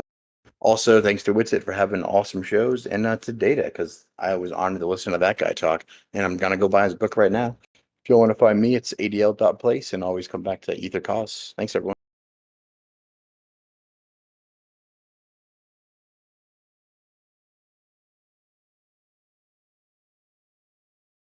You did some solid work there, Shane, in the math and the demonstrations. It's nice to see that more and more people are picking up on what they put down. Yeah, man. High Cheers, tech man. eyes. Yeah, shout out to Shane and ADL.place. Show him some love. And thank you for jumping on and giving a little bit of an impromptu presentation, my brother. And shout out to Ether Cause, where he'll do a presentation in the near future next week, I think. Should be polished by then. I've been doing it 4 or 5 times now. Nice. All right, Alan, are you still here? You want to throw something in? Yeah. So Thursday, we'll be reading Hector Monera's paper on a 3-year continuously running Michelson-Morley experiment and the measurements that he made. So we're going to be reading all about that. It's about 20 pages long or so. So should be a nice long night of reading. And then Friday will be Flat Earth Fridays. So you can check us out there. And Flat Earth Data, I have never met you before, bro, but dude, you're awesome. Yeah. Tons of information tonight that I've never even heard of. I can't wait to go back and listen to some of this and pick out all the gravy you ladled out, man. It's awesome. Well, there's more of it in that book, and sometimes if you don't practice it, you forget it. So there's actually some things in the book that when I go to reread, I'm like, how did I ever come up with it? I don't know, but it's there for you. Oh, absolutely. I'm having Shane buy me a copy right now as we speak. Yeah, I might be. Nice. All right. Anyone else on the panel want to say closing remarks? Yes, I just wanted to have a quick address to a claim of Brian by saying that the stars that are mapped in the south in the nautical almanacs, they are visible from the entire southern hemisphere, even from the South Pole. So the claim that there are no stars you can navigate with is completely invalid. Fantastic. Well, I guess obviously now we have to let Brian say something. Go ahead, bro.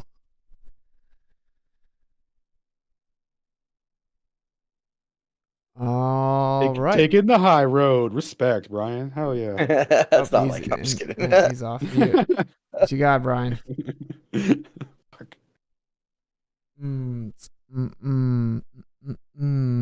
All right, we're gonna wrap it up. If anyone else on the panel has something to say, speak now or forever hold your peace. Can y'all hear me? Yeah, what's up? I can hear you. Yep. Okay, yeah, I thought I had it on mute, off mute, but no. If you look at the celestial almanac of the ephemeris, the southerly-most charted star is 69 degrees. I think it's Acrux, and tell that dude, don't make it weird, dude. It's just what it is. Just what it is. Don't make it weird, dude. All right, cool. And then we're gonna check out the donations and any new members. Don't worry, I got you guys. We're gonna run through the questions one more time really quickly. I'm just gonna actually run through them very quickly. Okay, so I wanted to have a quick response to that. When you said that the furthest star is 69 degrees, then it would still be visible even from the South Pole, because it would mean that if you're, for example, at the South Pole, so the most extreme case, so for your claim, the most best one, it would still be like 21 degrees from the zenith. So that's pretty high in the sky, because straight up, if the star had minus 90 declination, it would appear straight above your zenith on the South Pole. Like the further, the smaller the declination is. So in that case, minus 69, it would mean that you would be 21 degree off from that 90 degrees. So even at the most extreme point at the South Pole, you would still see it pretty high in the sky.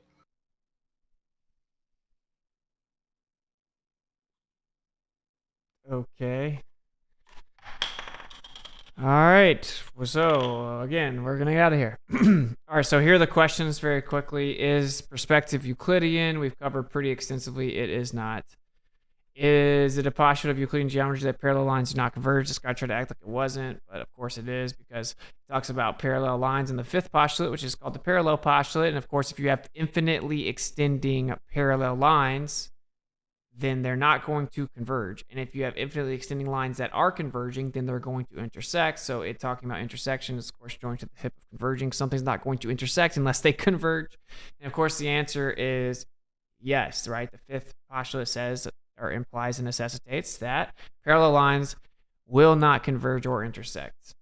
Do parallel lines appear to converge due to perspective? The answer is, of course, yes. And here are some examples. We have the hallway, we have the railroads, and then these are some more examples of just generalized perspective, which the globe claims doesn't somehow apply to the stars, but we know it applies to everything in reality, and that's ridiculous, and it's called special pleading. If you look at the street lights, they're all equal altitude or equal height, but you'll see that they're actually going down optically. Same exact thing as the time lapse of the sun. Probably a coincidence. So if Euclidean geometry says parallel lines will never converge and parallel lines appear to converge due to perspective, then can that perspective be Euclidean? And of course, the answer is no, applying the previous questions and understanding. The next question is, if perspective is in fact non-Euclidean, would that falsify any claim dependent upon Euclidean perspective? Which is just an answer, question that basically answers itself. And of course, the answer is yes, right? If perspective is non-Euclidean, then any claim that requires perspective be Euclidean would be falsified upon the demonstration of it being non-Euclidean. Is it assumed that perspective is Euclidean within the globe model? The answer is yes. It's fundamental in the globe model. In fact, it's foundational in how the globe model was created, and we discussed this quite extensively. Therefore, the falsification of the claim that perspective is in fact Euclidean, and that being the very methodology they used to create the globe, immediately falsifies the globe in the entire method and primary way that they even created the off-the-wall, antithetical to common sense and all experience claim that the Earth is in fact a tilted, wobbling, spinning ball flying through a vacuum. So I know it's not maybe the most comfortable fact, but of course, if parallel lines are appearing to converge, then the thing that's causing them to have an appearance, which would be perspective, cannot be Euclidean, because Euclidean is plain geometry, straight lines, but never converge in actuality. So there's the list. If you want to take a screenshot, I'll go full screen real quick. If you want to take a screenshot of all the questions on one page. And we are going to come over here. I'm going to pop up on the screen. I'm going to double check any donations, then we're going to get out of here. Of course, people can keep talking in the Discord after this. If you want to listen to or continue the conversation, you can actually go to Earth Awakenings on Rumble. You can listen to the after conversation if you want to keep listening. You can also click the link in the description to go to the Discord. You can partake. You can jump in VC and just listen if you want to. And anyone on the panel or in the audience that wants to have a conversation afterwards can obviously do so. Everyone will get popped down to the live stream text. So shout out to them for hosting me. I will shout them out again in just a second. So Allier, another good show, schooling both Globers and Flurfs. Thank you for the $8 tip on Ko-fi, and I'm glad that you enjoyed it. I think it's an important aspect of this entire conversation for sure. And Joan Anderson, shout out to you. Thank you for signing up for the water tier. Welcome to the Misfits. And that's going to be lit. You guys definitely want to check that out. Members.misfits.com and then download the app. Trust me, you guys are going to think it's cool. All right. I think we're good. We are good. So we're going to wrap it up. But I basically recapped multiple times. But look, they hijacked the eyes and claimed the Earth was a globe. The Earth is flat. You can use Euclidean geometry to describe the planar nature of the Earth. In fact, we have to do that to do basically anything, to fly planes, etc. You guys probably know that by now. And in fact, the way that we actually measure the Earth is using plane survey data for all engineering within 100 square miles. If anything's longer than that, we just make it within segments smaller than 10 miles. And so we literally use the understanding that the Earth is flat and planar to literally do everything in reality. And then someone tiptoes along and says, okay, well, sure, we did that, but I promise it's not flat. And here, let me look over there and hijack perspective. So they hijack the way that we see.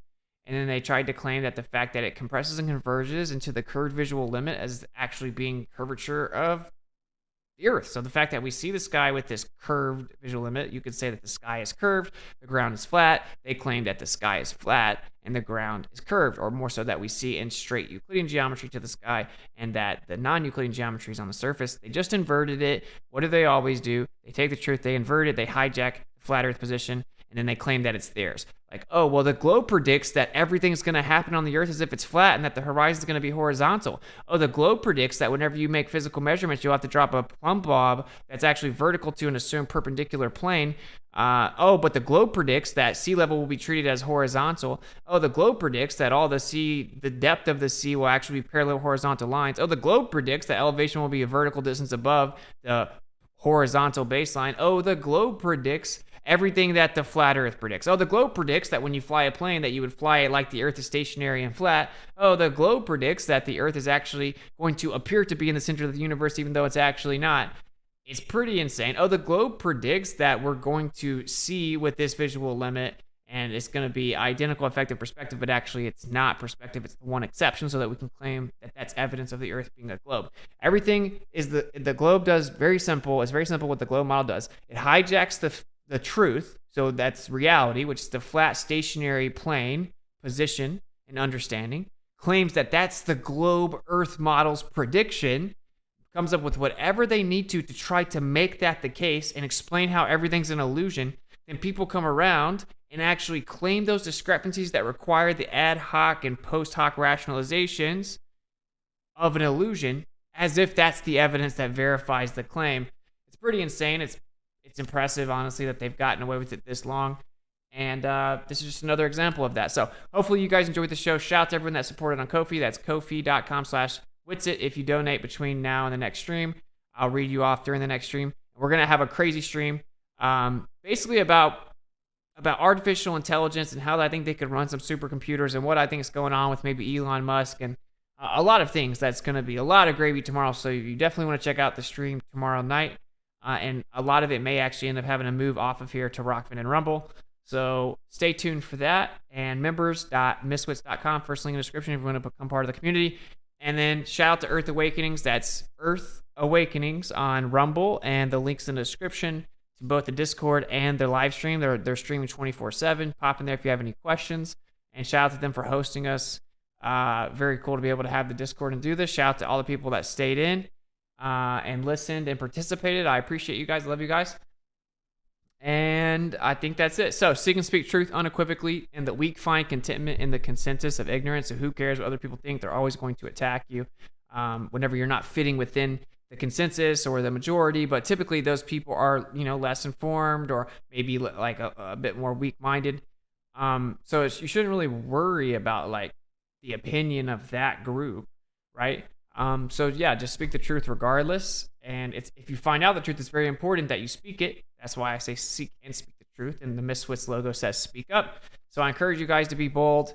And yeah, there you go. So keep looking for the truth, because what's true is rarely popular and what's popular is rarely true. Peace.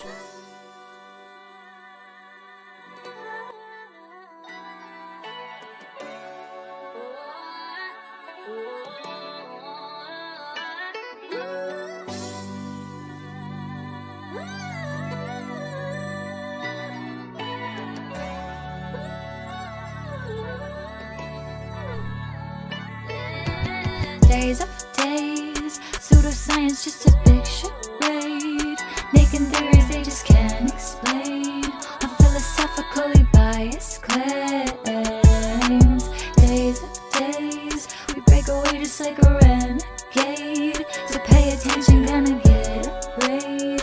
The school and globers till they all awake.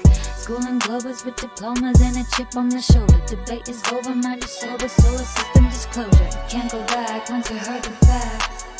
You make a pact, never take it back. School and ballers and the followers that give them their dollars. They try to holler in the chat that you're a fraud, not a scholar. They hating y'all, that's why they attack. The earth is flat no matter how much they laugh. Days after days, pseudoscience just a big charade, making theories they just can't explain, on philosophically biased claims. Days after days, we break away just like a